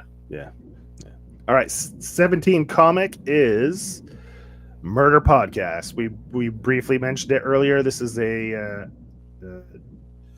Jeremy Hahn book through his new imprint, Ignition Press. This was a Kickstarter. This is a cold open, is what you called it, Johnny? Yeah. It's basically the opening scene to the horror film to get you hooked in, and this book does that perfectly. I didn't know how they were going to do it, but like it's about like 16 pages of comic in it, and you basically, this girl, she's like in a library, she starts listening to a podcast, and all of a sudden, like even while like the it's live in her head while she's listening to it, but she starts reciting it word for word as she starts committing these murders. And it takes over the person and they start just mass murdering. And like this cold open went places I didn't think it would go, like in just like the preview issue. So I was just like, dude, this is pretty epic. So like we said, Jeremy Hahn's the writer. You got Mike Tisserand is the artist, does a great job. Nick Filardi's the colorist. Andy World Design does the lettering. So like Johnny said previously, this is up to issue 3. I don't know if issue 3 is out or if it's still in pre-order, but it's definitely an interesting and fun new spin, right? More like with podcasts and stuff like that, introducing like social media into the horror genre. Like it's still fairly new, so people are trying things with it, and this is definitely an interesting take. It's kind of cool because like a lot of times I've seen people not knowing how to introduce digital things into horror, and like this, and like what was the other book that we covered, The Look in My Eyes, I think is what it's called. Like there 2 books kind of came out like around the same time that really kind of played with social media and like the use of digital devices in a horror setting. probably the best I've ever seen. You know what I mean? Like, I guess the Grim Cut he kind of tried with like that. That was horrible. Let's not even go there. All right, let's wash that bad taste out of my mouth. Here we go. Here's here's a day 17 movie movie. Ever made. Yeah, man. Oh my god. Yeah. This is your one of your favorites, Johnny. Yeah, my favorite, dude. Like, I love Phantasm so much. Directed by Don Coscarelli, starring Angus Scrimm as the tall man, Mike Baldwin as Mike, and Reggie Bannister as Reggie. And yeah, this movie's about like a little boy and an ice cream man that's got to fight a big, tall, multi-dimensional monster man and his flying ball that sucks your brains out. He's got little midgets that'll chase you around. Like it's different, man. It's very surreal. Like, it's very etheric, very dreamlike. You don't know what's a nightmare and what's actually happening in the story. It plays with and it's one of the first American films that kind of did that. Yeah. Like the Italians and stuff were doing that a lot at the time, but like Coscarelli was one of the first guys that kind of actually introduced that in American cinema, and it's got one of the best horror soundtracks too, man. Like the theme for it's haunting, man. It's right up there with the Suspiria theme. Yeah, this was released in '79, so yeah, it's definitely. I thought it was 77, man. Are you sure 79? I saw 79, but it could be 77. I don't know. I just took the Google. I just Googled it, and 79 came up. So maybe it did the festivals. Maybe it was in like festivals before it got a wider release. Sometimes that happens, right? They do like the movie festivals, and then it gets an actual theatrical release more widely. Yeah. All right. So day 18. Nailbiter. This we covered in depth on the show early on in the show's existence. Nailbiter, an Image comic that came out in 2014. Joshua Williamson is the writer. You have Mike Henderson on art. Adam Gazalski's the colorist, and John J. Hill is the letterer. And yeah, this one is so neat. It's about a town where like it just has like this kind of excessive amount of slashers that come out of it. And like they're all kind of different. Like there's the clown car killer, like he like murder people and stuff them all in his little clown car. Like some of them are pretty funny, some of them are very horrific, but yeah, a lot of it's really funny. And it kind of it's about a cop and like one of the killers kind of team up to try to figure out the mystery of Buckaroo, which is an Oregon town where all these serial killers come from. Yeah, and it's fun, man. It's 6 arcs. It plays with its time frame perfectly. I think that it's very well paced, and yeah, for the yeah, definitely echoes like vinyl, right? If you like vinyl, this will definitely be in your wheelhouse. Yeah, not exactly the same kind, but you know, like a cop teaming up with a serial killer. You know, it's. Well, they have history together too. Before he was a slasher, like they were boyfriend girlfriend in high school. So yeah, like there's a bit of a romantic angle. But like the killer Nailbiter, like his thing is like he would his victims, he'd actually keep their hands and like chew their nails. It's so fucking gross. So yeah, the name of the book kind of always puts a chill down my spine just because that's such a nasty thing. You know what I mean? Like so like yeah, it plays with horror very well. It's kind of funny at the same time. There's a young girl character in it that you know you kind of think might be becoming a slasher. Yeah, it's a really neat series, man. I highly recommend if you've never read Nailbiter. Like, I think there's an omnibus for it too, right? That collects like all of it. Yeah, probably. Yeah, I know there's like the library editions that came out quite a while ago, so those might be hard to find. But yeah, there's trades, there's library editions, and I think probably compendiums or omnibus, like Johnny said, as well. Yeah.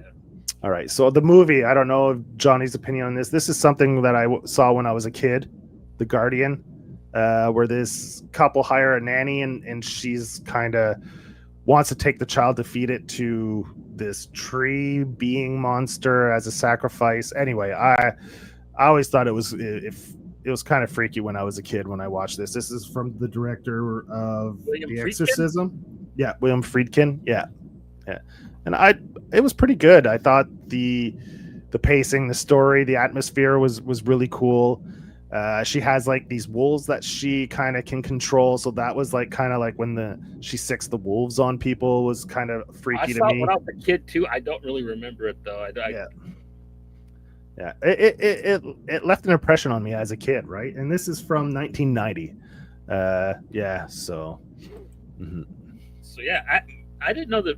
Yeah, I didn't realize that was a Friedkin movie again though until I saw when you pulled the cover up. Yeah, That's cool. Like I didn't know he kind of got back into horror because he's kind of like one of those guys that seems like he's above it, type of dude. Mhm. But then again, like he made Killer Joe, which is like one of my favorite movies ever with McConaughey. Yeah. Well, from what I understand, he's Hard to work with. extremely meticulous. Like Yeah. he'll go over things over and over and like to the point where it just becomes tedious, right? And that's what I've heard about him. Yeah. Yeah, he's labeled hard to work with in Hollywood. That's why he Yeah. like kind of makes straight to video movies now, or at least he Yeah. did like in his later career. Yeah. So anyway, that's one from when I was a kid that I always left an impression on me. There's a few others that we can get into. White Serpent, is that what it's called? Oh, Lair of the White Worm by The White Worm. Yeah, that one kind of I was like, what the fuck is this? When I was like, I think I watched that when I was 10 or 11. It fucking fucked me up in the head. Yeah, Ken Russell's crazy, dude. Like all of his movies are like that. Like this is less freaky than that, but it kind of had the same effect on me, so I put it on there. Like it's on my list, the White Worm one. We might talk about it next year. All right, our first comic for day 19, The Goon. We talked about Eric Powell earlier. The Goon. This is kind of like a monster mash, a monster romp where these guys just fight zombies, vampires, ghouls, just all kinds of creatures, right? So Satan's butt baby in one graphic novel. Yeah, like Powell's crazy. He's got a great sense of humor, and yeah, the Goon's kind of big, quiet guy. Frank's this little dude. There's actually a really good cartoon where they got Paul Giamatti to do the voice of Frankie. It's so perfect, dude. Like, it's too bad it never happened, eh? Yeah, it would have been a great little animated movie. Yeah. So this is if you like that style, like. And it ran for days. I think that there's.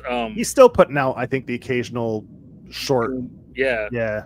Short story here and there. Yeah. Yeah, I think there's like as many Hellboy trades. There's Goon trades for it. You know what I mean? Like it ran for about as long, and there's as much content for it out there.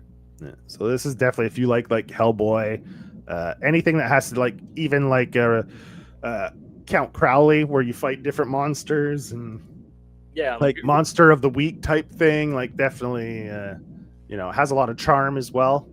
And this art style, man, it's great. It's got a fantastic. It's got that kind of 50s look to it. You know what I mean? It kind of has that timeless horror type of thing. It could have been from back then.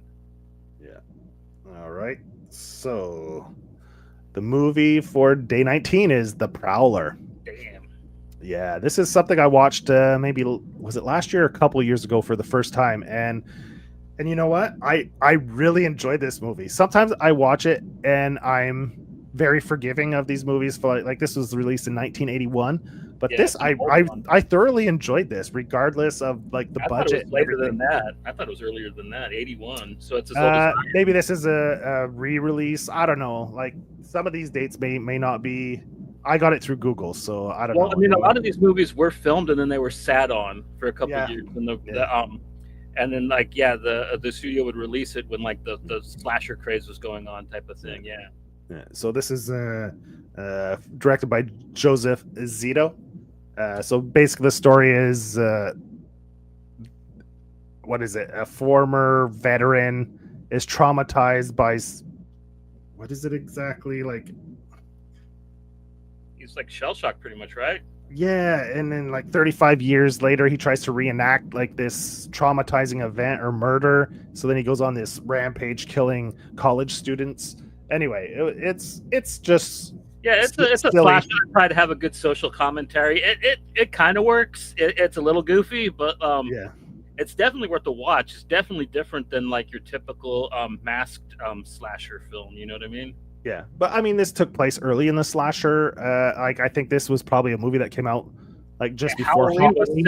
I think Halloween was 79, so like so right around the same time or just before. Like so like slasher movies were just trying to find like perfect They the weren't played formula, out right?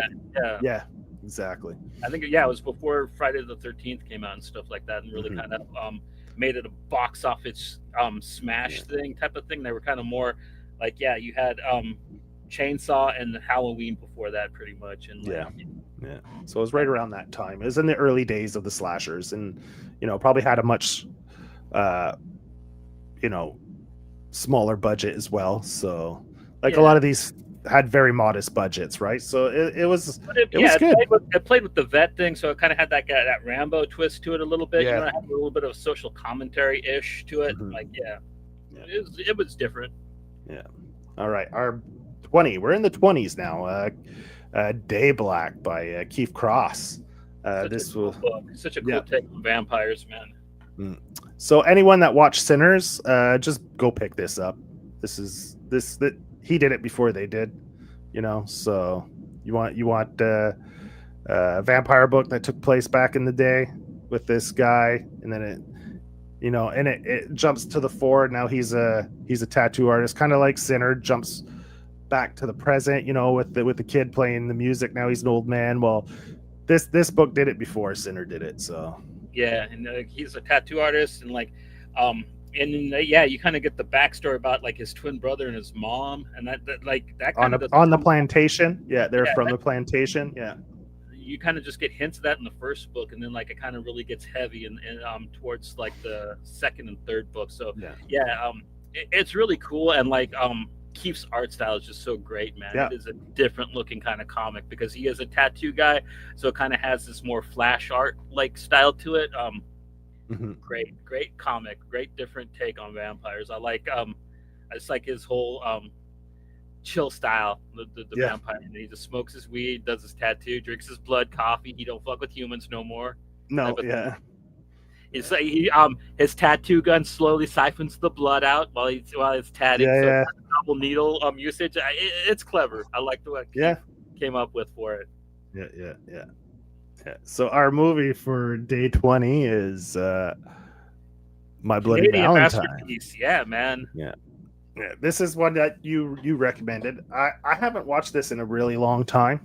I didn't have the chance to rewatch it, but So this came out in 81 as well. So this is a slasher movie from the early 80s. Directed by George Mihalka. It takes place in this kind of weird, small little mining town in Canada on Valentine's Day, and all the miners they're horny. They're gonna have this big holiday party, but there's this slasher that uses a pickaxe to take people's hearts out. You know what I mean? And it's got some really goofy stuff to it, but it's definitely one of the better ones of the era. You know what I mean? In my opinion, especially if you could get the version that has all the gore edited back into it, the Shot Factory version, and the quality of the gore scenes are great. It's kind of grainy because it was lost for so long, but it's still really cool to watch it with all the because it was cut to hell for some reason, because the MPAA wouldn't give it the R rating. It kept coming back with an X, so they had to chop the hell out of it. And there's been multiple 2 remakes of it as well. I actually think that there's just been one, and I think it had a sequel maybe, but it was actually one of the better remakes from the 2000s too. The remake with the dude from Supernatural, I think, was in it. Yeah, Jared Padalecki, right? Not the tall one, the other one. Oh, Jensen Ackles was in it. You're right. Yeah, that's it. Yeah. He was in the remake or the sequel. I don't know if it's remake or a sequel. I don't remember, but yeah. So our comic for day 21. This we covered recently. Hack and Slash Back to School. Zoe Thorogood gets to play with Tim Seeley's Hack and Slash, and this is kind of a prequel story to the Hack and Slash series. So it adds a little more context, a little more meat to the bone for the lore of Hack and Slash and Casey's story. So it was a fun, was it 4 issues, I believe? Yeah, it could have been a little longer. That's my only complaint, is I think that it might have needed an extra issue a little bit for it to develop. Yeah, because that end, right? It seemed abrupt, right? Yeah, because it was kind of cool because they were just fighting a monster in each issue, and then at the edge, just kind of the last everybody's issue. dead, and like what the fuck happened, Yeah, so I think that she could have used one more to kind of flush it out a flesh bit it out better. more. But Mhm. I still think that it's was great, and I loved her art, and I really liked Yeah. her version of Vlad, even though he's barely in the book. Like it was so. Yeah, he's not. So He's looking. very briefly in the book, but every page or panel he's on, he steals the show. So Yeah. all right, so here's another one of Johnny's picks, Giallo movie. Yeah, this one's referred to in the States as City of the Living Dead. This is the third part of the Gates of Hell trilogy. Um, and yeah, this one's a lot like the Beyond. I think it's a little more straightforward with like the zombie type monsters with it than the Beyond is. Mhm. It's got most of the same actresses and stuff in it though. I Fulci just kind of liked certain people, kind of like John Carpenter did. Mhm. Did you watch this one too? I didn't get the chance to check this one out. No. Okay, yeah, this one's a little more, metropolitan, whereas Beyond took place like in a small Louisiana hotel. This one kind of does take place in a city, and yeah, it's got army stuff in it. It's Cool. a little more of a. I'm not going to say it's like a zombie movie, but like it's kind of more of that flavored. Okay, cool. Whoops. 22 comic is Dead Orbit by James Stokoe. Yeah. Yep. This one's great. Anyone who's a fan of the Alien franchise should pick this up. It's a fantastic book. Originally released by Dark Horse. I think there might be a reprint coming out through Marvel. I think Marvel did reprint already. Already? Okay, so you could probably, because the Dark Horse version is very hard to find now, but I believe, Marvel reprinted it because they have the rights to the Alien franchise now through the comics, so they're reprinting a lot of the stuff, so you could pick it up there. This originally came out in 2017 by Dark Horse. It's a James Stokoe joint, so if you dig Stokoe, you'll definitely love this. So. And it's great because there's no weapons, like no guns and stuff. They actually have to fight the alien with like axes and stuff because blowtorches, this and that, like just mechanical stuff, or because there's no soldiers on board. They're kind of I forget what. It's exactly. An engineering crew. Engineering crew, yeah. So it's a little more. It's way more low tech than your typical alien stuff. And it's way more claustrophobic. I actually kind of wish that like they would have made like a film based on it. You know what I mean? That's what I was kind of hoping that Romulus would have been like, but like it was kind of a rehashing of shit we saw in other alien movies already. Yeah. But definitely, art is great. Story's fun. It's a winner. Yeah. All right, so let's go to the movie for day 22, and I think this completes the trilogy, right? Yeah, this is the first one. One, yeah. This one actually has a character puking their guts up, man. Like it is probably one of the most graphic, gory scenes I've ever seen in any movie, let alone in Giallo. It is horrific but wonderful. Like literally, like just the intestines just keep coming out. Like it's so cool. And you got an annoying little kid in it named Bob. Like it's a cool one, man. And like this one's a lot less zombie. It's kind of more of a slasher-ish one. Mm-hmm. But this one kind of introduces the Book of Eben and all the Gates of Hell type lore, which I kind of wish Fulci revisited and kind of explained a little better in the other films. But I like the trilogy that we got and like just the vagueness of it. You know what I mean? Like it kind of leaves it so you can like decide what the fuck it all means. You know what I mean? Because like they're very etheric films all the way through, all three of them. So So this was the first one. The City of the Dead would be the third part. And the Beyond's the middle, if I remember correctly. Yeah, Beyond. I think that's what it was. I should have put them in the order, but whatever. It's cool. Yeah. All right. So our day 23 book is Infidel. Nice. This is written by Pornsak Pitchcoat. Aaron Campbell does art, who's fantastic. He did the art on the Black Label Hellblazer book. Yeah. Jose Villarrubia does the colors, and Jeff Powell is the letterer on this one. And this is an Image book from 2018. This is one of two books that we're going to talk about tonight that I think probably is one of the best. One of these books that kind of really takes on social messaging and just fucking nails it perfectly. Yeah. Like this one's kind of about like a racist ghost. You know what I mean? There's no better Yeah. way to put it. You know what I mean? But like it makes arguments for both sides in a neat way. I really love the way that Pornsak wrote this book. Like it is a conversation. You know what I mean? In a horror story about the political climate in its own way. I think that it impressed me. It blew me the hell away when I read this. Like it was so hyped when I got it, and when I read it, I just completely understood why it was so hyped. You know what I mean? It really was that fucking good. Yeah. Yeah. And there's a ghost with a little tiny dick in it too, which made me laugh. The tiny dick ghost was so funny. Yeah. Yeah, it's a good read. Atmosphere, the tone, it's all perfect. Like Campbell's the perfect. They couldn't have picked a better artist for it. Yeah. Yeah. Right. So let's see the movie. The movie is Vampire Hunter D, and this was the one I had watched, Johnny. I went back and checked, and it was the first one that I saw. The original? Okay. Yeah.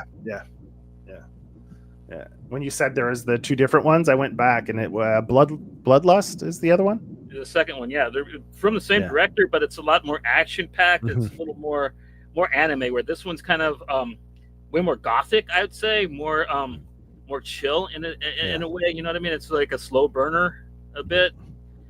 Kind of really don't know what D's about in this one. You know, right away. Yeah. And it's from the same director as the guy that did Wicked City. Funny enough. Again, yeah. No, Toyo Ashida. It was written by Hideyuki Kikuchi. Okay, my bad. So not the same director, unless I got that wrong. I think the director did Bloodlust, and my bad. Okay, possibly, yeah. Could be. So. I didn't go check the Bloodlust one. Yeah, so this was released in '85. So I mean, animation was so good back then, right? It was one of the kind of first anime movies I saw. They used to show this on Sci-Fi Channel. They had a thing called Anime Carnival or something like that. They'd show this. They'd show Robot Carnival, the Otomo anthology, and they'd show fucking Tank Police, Dominion Tank Police, as like a 3 movie type thing that they'd do on Sci-Fi Channel. And like a triple bill. Yeah, and that was a little bit before they aired Akira for the first time, and then they aired Ghost in the Shell in America on TV for the first time. Like those had been shown in theater and stuff like that, and you could find them on VHS. Very expensive though. So like when they actually showed them on TV, it was really cool because that was kind of the first time I got to see them, and that was before like Hollywood Video opened and like it had a decent anime section. You know what I mean? So like at that time, we still called it Japanime, and it was really hard to actually kind of find and watch these things at the time. You know what I mean? But as a kid, like I'd already seen like Robotech and Voltron, so I already had a taste for this type of stuff, even though that was Americanized. Yeah, it was still so weird and so different than our cartoons that like when I saw more of it, I was just like, okay, this is rad. Yeah, and got for sure. Oh yeah. All right, so our day 24, I believe. Day 24 is Chilling Adventures of Sabrina. This is actually just reread this after we talked to who did we talk to about this? Was it Hans? Yeah, I think it was Hans Fink that we talked to this. Yeah, Hans, exactly. Yeah. This is hardcore, right? Yeah, I mean, this is brutal. When everybody told me to read a Sabrina the Teenage Witch comic, I was like, fuck off. You know, I mean, seriously. And they was like, no, dude, it's gnarly. And I really didn't believe it until I read it. And like this thing, it is the ending is just terrible. It's right there with the ending for the Mist, you know what I mean? It's got it's great, you know what I mean? Yeah. Like and I think that's what's the beauty of it too, right? Like you think Sabrina, it's so misleading. So then when you read it, like the image that you have in your head compared to what you're actually reading, you're like, holy shit. Like, yeah, it definitely throws you for a loop when you start reading it and see how brutal it is. Yeah, they actually use real Satanism stuff in this book and stuff. Like, yeah, they go deep. Like yeah. The writer is Roberto Aguirre Sakara. The artist is Robert Hack, and the letterer is Jake Morelli. And this is released in 2014. And I think it's pretty pretty ready, easily available, so you could probably go pick it up and find it anywhere. Yeah, It was a fairly popular book by Archie, so shouldn't have a hard time finding it. I'm surprised they never followed it up, but I guess it's good that they didn't. They just left that to be just this pure evil, just wonderful horror book. You know what I mean? That they didn't try to stretch out and ruin. That's the movie for day 24 is Arcadian. We talked about this last Halloween, but I put it on there because I watched it recently again, and I just really enjoyed this movie. I thought it's a good monster movie, man. Like it's really just Cage is barely in it. Actually, I watched it for him, but like the movie stands really tall even without him. I think it would have been just as good of a horror film, like if it just had the two boys and maybe like I don't know anybody besides Kevin James as the dad. Yeah, and the fact they keep it fairly vague, like the creatures. What is it? A mutated creature? Is it something from somewhere else? They don't go into the nitty gritty of it, right? And it might be like some kind of mutated cockroach. Cockroach, kind of like maybe. One thing that you kind of see, like when they look at the notes of the one scientist, but like the monster is so neat and just the way that like it could mutate. So different. Its finger can fold out like it does, and like just really cool, really kind of gross looking. Yeah, great monster design. It's like Goofy or Pluto, right? It's like a really scary version of like Goofy or Pluto, you know? Yeah. And when they form the wheel and chase him, like it kind of has a little bit of Critters to do. Yeah. The flaming wheel. Yeah. This is directed by Benjamin Brewer. So yeah, I mean, this came out 2024, so it's just over a year old, maybe a year and a half ago. So yeah, go check it out. It's really fun. I mean, all right. I watched it the same week. I watched what was the other Long Legs, and I liked Longlegs better. To tell you the truth. I enjoyed Arcadian much more than Longlegs. So not that I hate Longlegs, really. It's okay, but like Arcadian was a lot funner of a film in my opinion. More fun, yeah. You could rewatch it multiple times. You know, there's a lot to enjoy in it. All right, our book for day 25. Outlaw. Right? We're on 25. Yeah, Dead World. So this is late 80s black and white comic from originally was published by Arrow and then moved over to Caliber. Emmett put it out at one point. Yeah, it's been published by a couple different places, but zombie comics before they got played out, man. Yeah, black and white book. Stuart Kerr is the writer, and Vince Locke is the artist. Great work by Vince Locke on this, and I love this.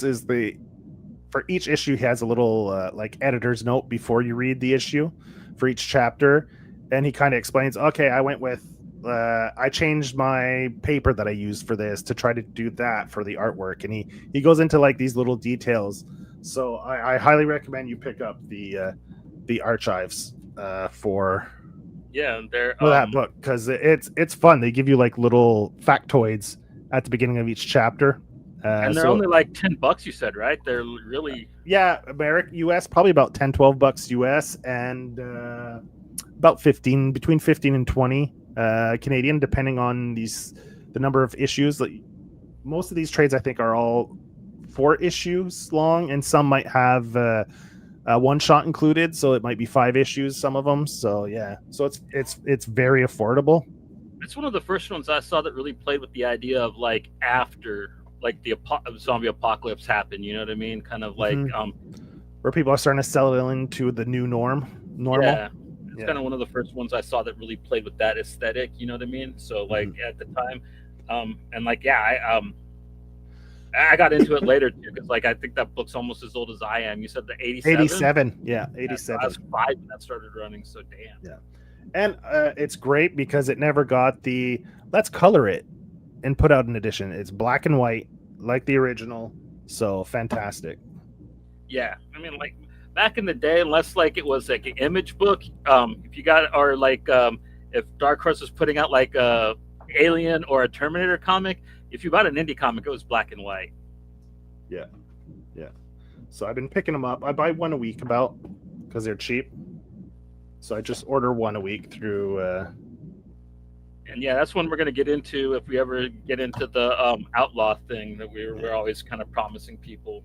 Yeah. But So like since yeah, go ahead. we're gonna do a thing for Vendetta soon, like that'll probably open us up to like finally talking about outlaw books more often. Yeah, yeah, we're gonna do a segment. We were gonna do like an episode where we talk about it like globally, but I think we'll do a more in depth where we pick a book or a series and just go more in depth. I think maybe we'll do a first episode where we kind of give our thoughts on Outlaw, kind of, and then we'll do like other episodes where we go way more in depth about it. Yeah. Yeah, all right, cool. So that was the book. The movie will be for day 25, Attack the Block. Right on. Yeah, this is a fun sci-fi horror. I mean, it's just fun. The monster designs are fantastic with the neon teeth. The neon teeth, the glow neon teeth is just fantastic. And like invisible, the fur, otherwise. the fur that's black as night, so you just see like a silhouetted beast with these like just teeth coming at you, you know? Like it's just fantastic. Like you're looking in the dark. Did my mouse die? No, there we go. Like there's scenes where it's dark and all of a sudden it opens its mouth and you just see those teeth, right? It's such an effective scene. And this is a 2011. It's British. Joe Cornish is the director. I think he did a couple other things. Kid Arthur or something like that. Anyway, he's done a few other movies that maybe you've seen. So yeah, it follows a bunch of teens in a ghetto somewhere, and then these alien creatures show up and they have to fight them. They got to protect their neighborhood, right? So it's really fun, good action scenes. The acting's pretty good. I mean, a lovable cast of misfits, right? I mean, Nick Frost in it for a little bit of comedy relief. You got forget the lady's name. She was Doctor Who. She's like in there. Yeah, she did that. Yeah. What's his name? The Star Wars guy, Boyega or whatever the fuck his name is. Yeah. What was the little wimpy guy's name? He was funny too. The white boy. I don't remember. Yeah. It's a great cast. Great cast. Like, yeah, archetype. You had all the archetypes in there. Tough guy, the nerdy guy, yeah. So that was the movie. Our next book, day 26. All right. Nice. So we have Jason.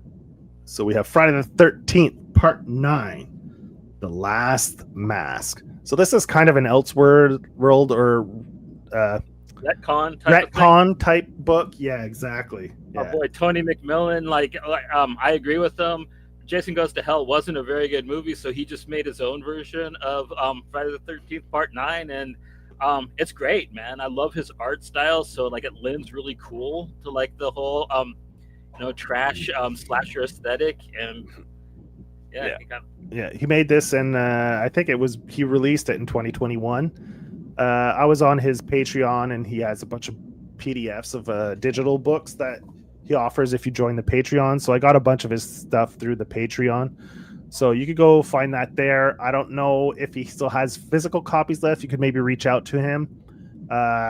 He must have a web store too, like a Gumroad or whatever, one of those. We're gonna have him on the 5th, so we'll talk to him about that. Yeah. So, I mean, if you like Jason, this is a fun kind of bootleg-ish type book for Friday the 13th. Yeah. All right. So the movie, this one, I don't know your feelings about it, but this is the thing. I think it's more of a sequel than a reboot. Oh yeah. It's a prequel actually. A prequel. It shows how it shows the monsters that they find at the beginning of in the John Carpenter thing. Yeah. It's got Mary Elizabeth Winstead in it. I actually like it. I'm one of the few people that do. A lot of people hate it because of the CGI and that it's a PG-13 film, but I think that it's really strong for what it is. Like I really enjoyed it. Like this guy, if you did a Dead Space movie, I think you should find this director. If you wanted to adapt Dead Space to live action, find this director. I think he'd be great with that franchise. I think what had really soured people to it is like it was heralded as a remake. Like when it was Okay. coming out and when it was in production, people were told that it was going to be a remake, and then when it came out, it was a prequel. And the fact that they used CGI instead of practical, and the fact that it was PG-13, that is why it's so hated. But I think if you look past those flaws, it's actually a really kind of cool, fun movie. Yeah, And I enjoyed like it shows how the monsters that they find in the John Carpenter movie were made. You know what I mean? You kind of see the weird two-headed thing with the white mouth and shit. Like, yeah. I mean, I liked the cast. I thought the cast was good. The story was, I think it was well told, and I mean, and they found a neat way to tell the aliens besides like burning the blood. They did the thing with the checking the teeth to see the teeth for the fillings. Yeah, and that leads to a bit of a twist later on. If you're paying attention in the movie, you might catch it. But yeah, it's cool. I thought it was good. I like what's her name? Who's the actress you said? Yeah, I like her in almost everything she does. So I mean, yeah. This movie was released in 2011, so it's getting there. It's been out for well over 10 years, a good 15 years now. Yeah, I'm glad you picked that. I thought that was actually just the John Carpenter one when you put it up. So yeah. No, the prequel, sequel, remake, whatever you want to label it. Yeah, I mean it's definitely got controversy. That's why I wasn't sure how to call it I didn't think it was a remake. So they were calling it that when it was being made. Yeah, that's it. Yeah, that's why it was so hated right off the bat. You know what I mean? Mm-hmm. All right, day 27. We got our boy Chris Anderson's book, Spectral. This is a fun read. Has 4 short stories. I think, or 5 or 6. There's quite a few. Yeah, it goes with colors. Each color represents a story, right? You have one with a devil, you have one with like a witch, and each one is black and white with just that touch of either red, green, yellow, blue, and each one is a different story.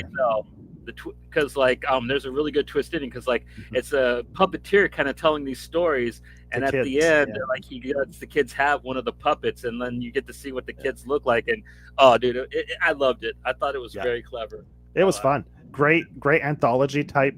Well, what do you call this? It's not is it an anthology because it's the same writer and artist that does all the stories? Yeah, because it's still like a collection of stories, but it's like an inclusive, you know what I mean?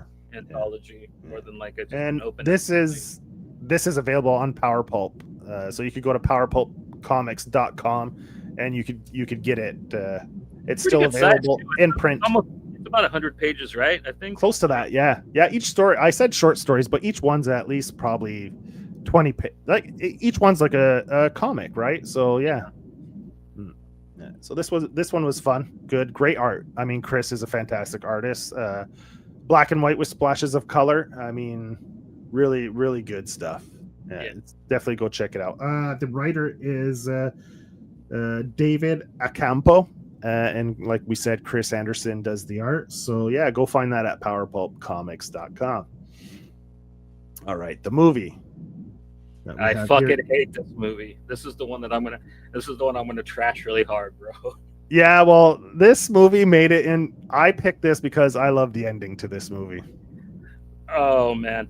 I'm so scared of 13-year-olds. Oh my god. Fucking boomer horror right here. Oh my god, children, they're so scary.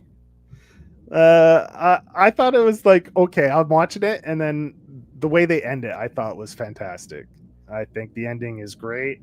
Of course the parents are going to be as shitty as the kid is, man. Yeah. But you don't know it's the parents till the end, right? Then you're like, oh shit, now you're fucked, right? And just like the closing of the bathroom door, then the movie ends. It's a good, I think this ending is on par with The Mist. I guess if you really want to be afraid of fucking scrawny ass 13-year-olds.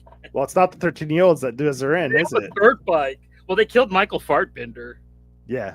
Well, I mean, they're not little kids; they're teenagers.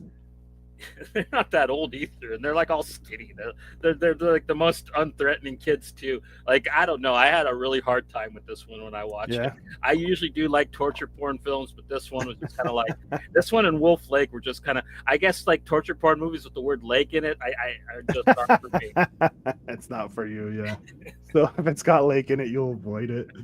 But I thought it was good. I thought the ending was great. Yeah, It was kind of cool. I will give it that, but I think, like you said, I thought it was just okay. Then the way they ended it, I was like, okay, they nailed the ending, so I got to give it some props. All right, so I wasn't really on the people's side. I thought that they were dicks too. I mean, like you're in their town, you know what I mean? You're gonna be like, hey guys, you know, I'm just trying to be here with my girlfriend. It's like you're not at like a public beach or something like that. You're fucking hanging out in like and obviously they're not having it anyway.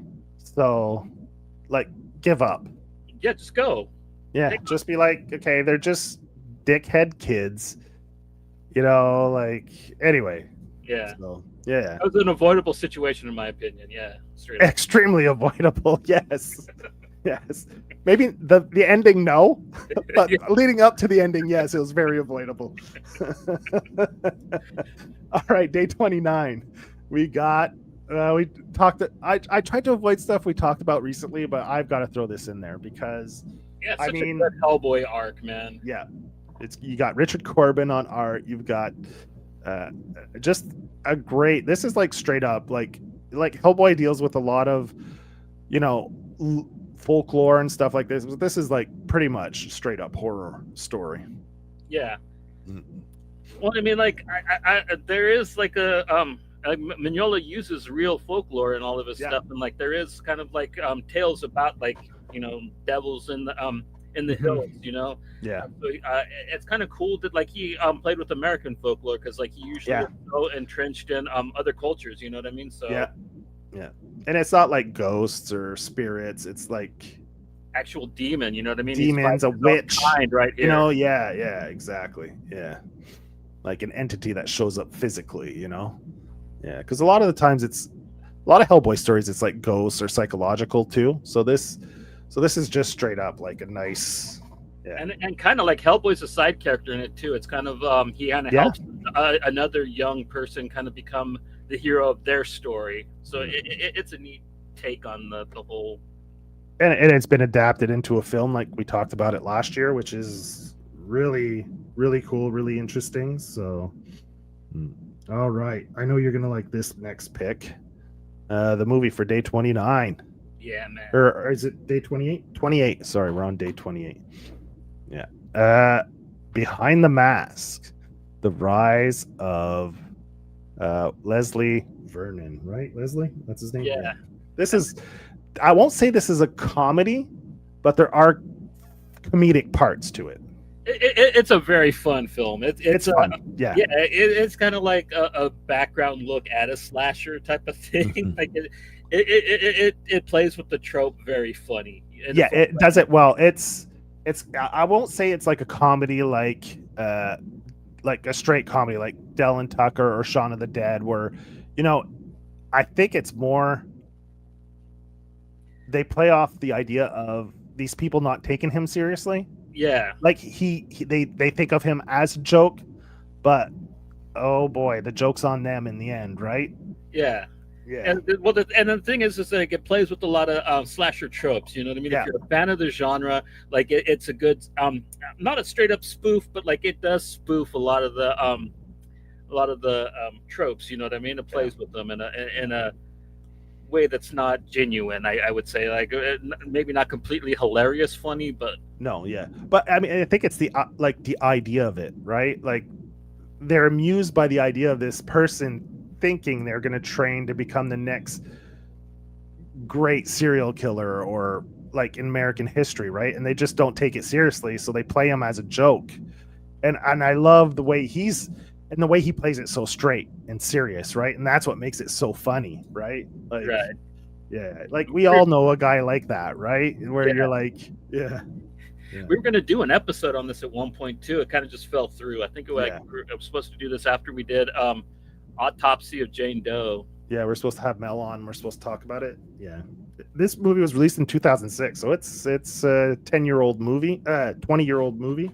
Don't really hear it talked about too much. That's too bad because it's a good one, man. It is a very good one. It's right there with like Psycho Gorman with being like one of the really fun kind of slasher films to watch. Mhm. Yeah, Psycho Gorman's another good one we could put on the list because there's a comic and a movie. Yeah. So this was directed by Scott Glosserman. Yeah. All right. So now we're hitting 29. 29. We got Silver Coin. This is another anthology series, which is released by Image. This started in 2020, so right in the middle of the pandemic, this came out, or right at the tail end. And it's cool because it kind of plays like the same type of thing that Ice Cream Man does, but in a reverse way. It has a different writer, but the art stays the same. It's the artist that created the series, and he gets writers to come in and do the stories, and he draws them, which is fun. It's definitely a fun take on it. Yeah. And it's been I think it's wrapped now. I don't think they're making any new ones. Not that I think it did 3 arcs, right? 3 or 4. There's quite a few of them that came out, and like you get each issue is a different writer. You got Jeff Lemire, you've had Zdarsky, you've had Kelly Thompson, you name it. I mean, did one, yeah, like yeah. Pretty much anybody that was anybody at Image, like at in the past when this was coming out, like did a issue. I think even did Prince do one? I think that like the Ice Cream Man guy might actually did it. Might have, yeah. I mean, very possible. Yeah, I've only read the first maybe eight issues or so. Anyway, yeah, and it plays on all the different genres of horror. Like you have the slasher, you have a sci-fi horror. Like cosmic horror, yeah.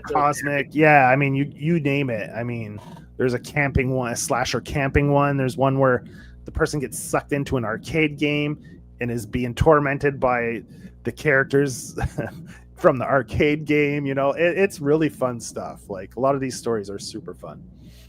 Yeah. The movie, this one, I don't remember your opinion on this one, but I can't remember if you liked it or if you didn't like it.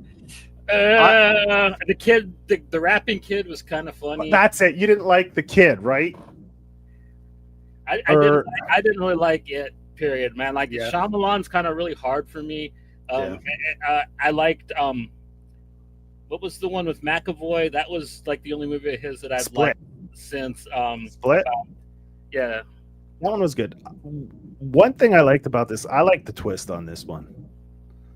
And I think the performances, like by the grandparents, is great. You know, like I don't know, just the awkwardness of meeting your grandparents for the first time. You know, the mom's not there, and the grandmother's all wacky at night. I don't know. I really enjoyed this movie. I thought it was pretty fun, and I really enjoyed the twist. I'm gonna compare it to like that movie that just came out last year with Hartnett in it. This is a masterpiece compared to that, but like shit yeah Trap, I think it was called, or something. Trap. Yeah, no, that movie was horrible.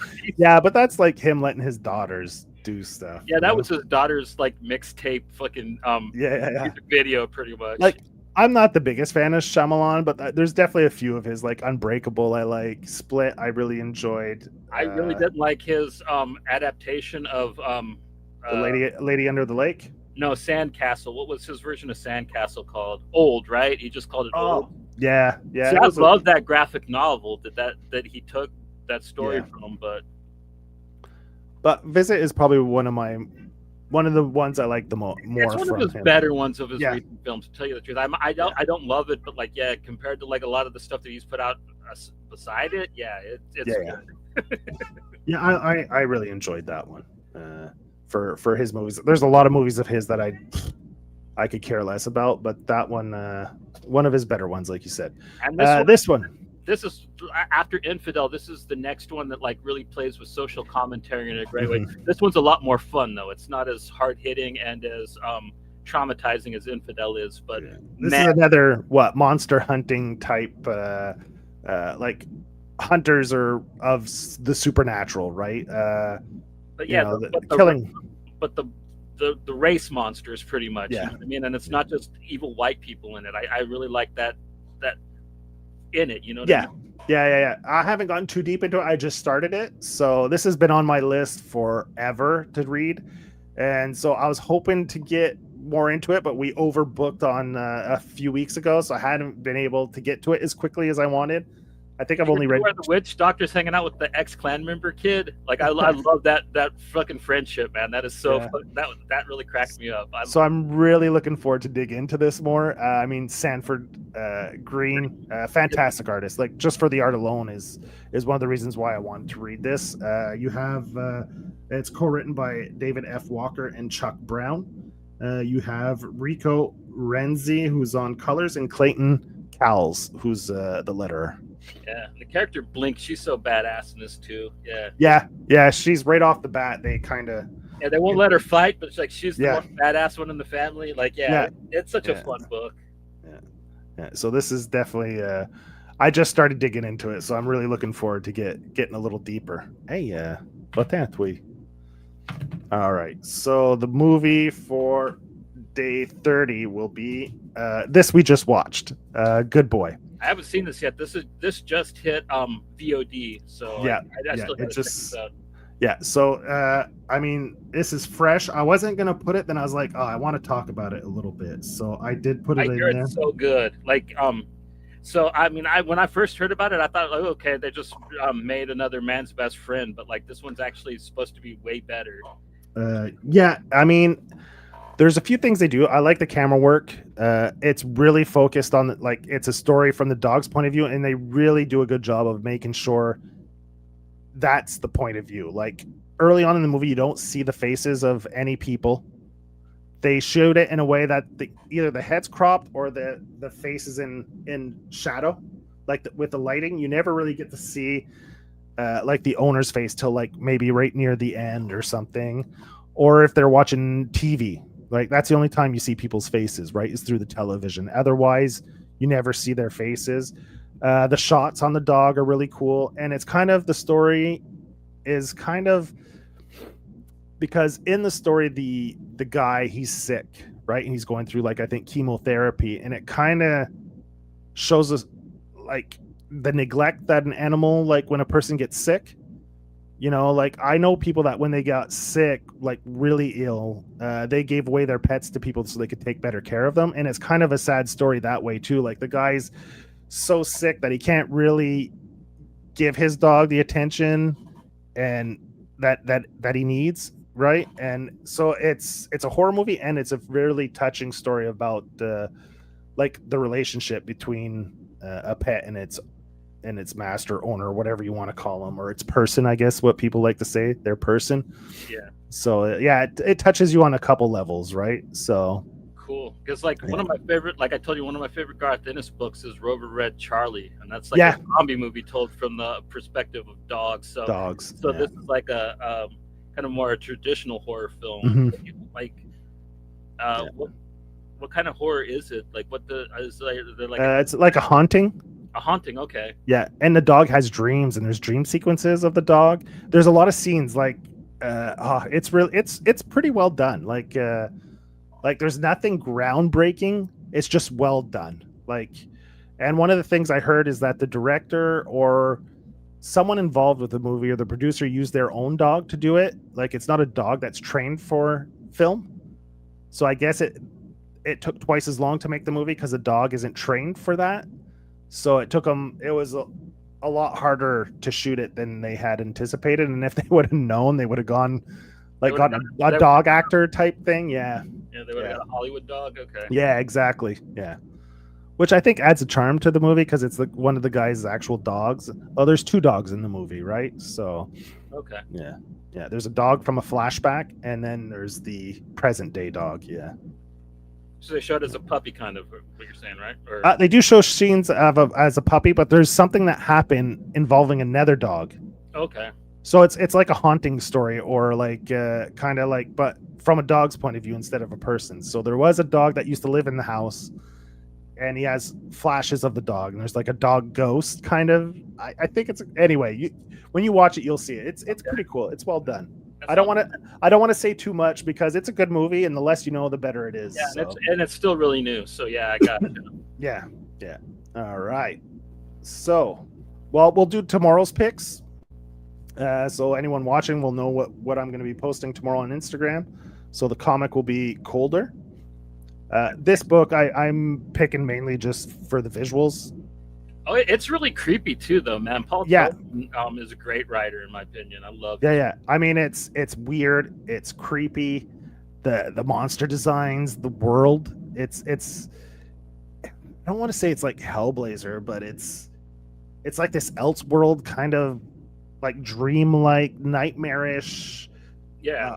Yeah. It's bizarre, right? Definitely creepy vibes. Surreal. You don't know what's real, what's not. Kind of like you're saying, it makes you questions: is the person insane, and this is just you're viewing the world through an insane person's mind, or so it definitely plays on that a lot. It's a fun story, and Fiera, I think is his name, Juan Ferreira. He's drawing Ninja Turtles at the moment, and he does the art in this, and it's fantastic. The interior art is great in it. Like the cover is killer, but like the actual horror inside the book is just so much worse. Yeah. Oh yeah, it's nightmare fuel. I mean, it's done very good. I like Colder too. I think there's 3 arcs for it in total. Yeah, it sounds about right. Yeah, 3 books. I remember because I'm pretty sure I have 3 trades for it. And Paul Tobin. Yeah, I wish he got to finish Bunny Mask, man. Like that was going so good too. Fucking Aftershock. What a disappointment. Great label though when it lasted. I love. Well, they were focusing on comics. Yeah, they were awesome. Then they were too worried about trying to make fucking TV shows and movies. Yeah. All right. So our last pick is I don't know your opinion on this one, but I enjoyed this one. Yeah. No, I like American Mary. I like the Soska Sisters movies, man. Yeah, this is. I was like, oh, I had it, and I don't see people talk about it too much, and I hadn't watched it in a while, so I was like, I'll throw it in there because I haven't mentioned it in a long time, and I was like, we'll throw that one in there. It's the hype kind of died down. It was really talked about like in the 2010s. It was really hype. And like, it's kind of quieted down. Like this and Dead Hooker in a Trunk, like both the Soska Sisters big horror films were kind of really hype, and like I don't know what happened, but they kind of. Because like they remade Rabid, and that was actually really good too. Like I like the David Cronenberg original Rabid, but their remake was phenomenal in my opinion. Yeah. Adrian just watched that one recently, the Rabid. Yeah. One thing I like about this is because you have Hostel stuff like that where it's like torture porn, but this one actually she has a purpose, right? It's not just for the pleasure of something happens to her that. Plus, it's great to have a really hot slasher. I mean, she is just lovely. You know what I mean? Yeah, but it's not just pointless like rich people enjoying torturing people. There's an event that kind of instigates the whole. Yeah, it's a I Spit on Your Grave-esque film. Yeah, exactly. Yeah, so I mean that's what I enjoyed about it as opposed to like let's say Hostel. It doesn't focus on the horribleness of what happened to her, like said film that I brought up. So like I prefer it to like that kind of like it is a revenge film at the heart of it. It's a torture revenge film. Yeah. Which is and it strikes a good balance, right? Yeah. So that'd be my final pick of. So that'll be tomorrow's pick for the Instagram posts. Yeah. So yeah, man, that was 31 days of horror, comics and movies. So comics and movies, and like great picks except for Eden Lake. Gotta be afraid of them children. Oh my god, they got odds. Kids are scary, man. Kids are scary. Hey, go watch Evil Lurks.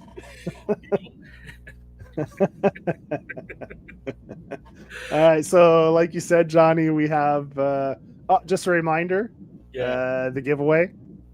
So go check out the Founding Fathers episode. Write Power Pulp in the YouTube episode comments to enter for a chance to win 4 Power Pulp books by the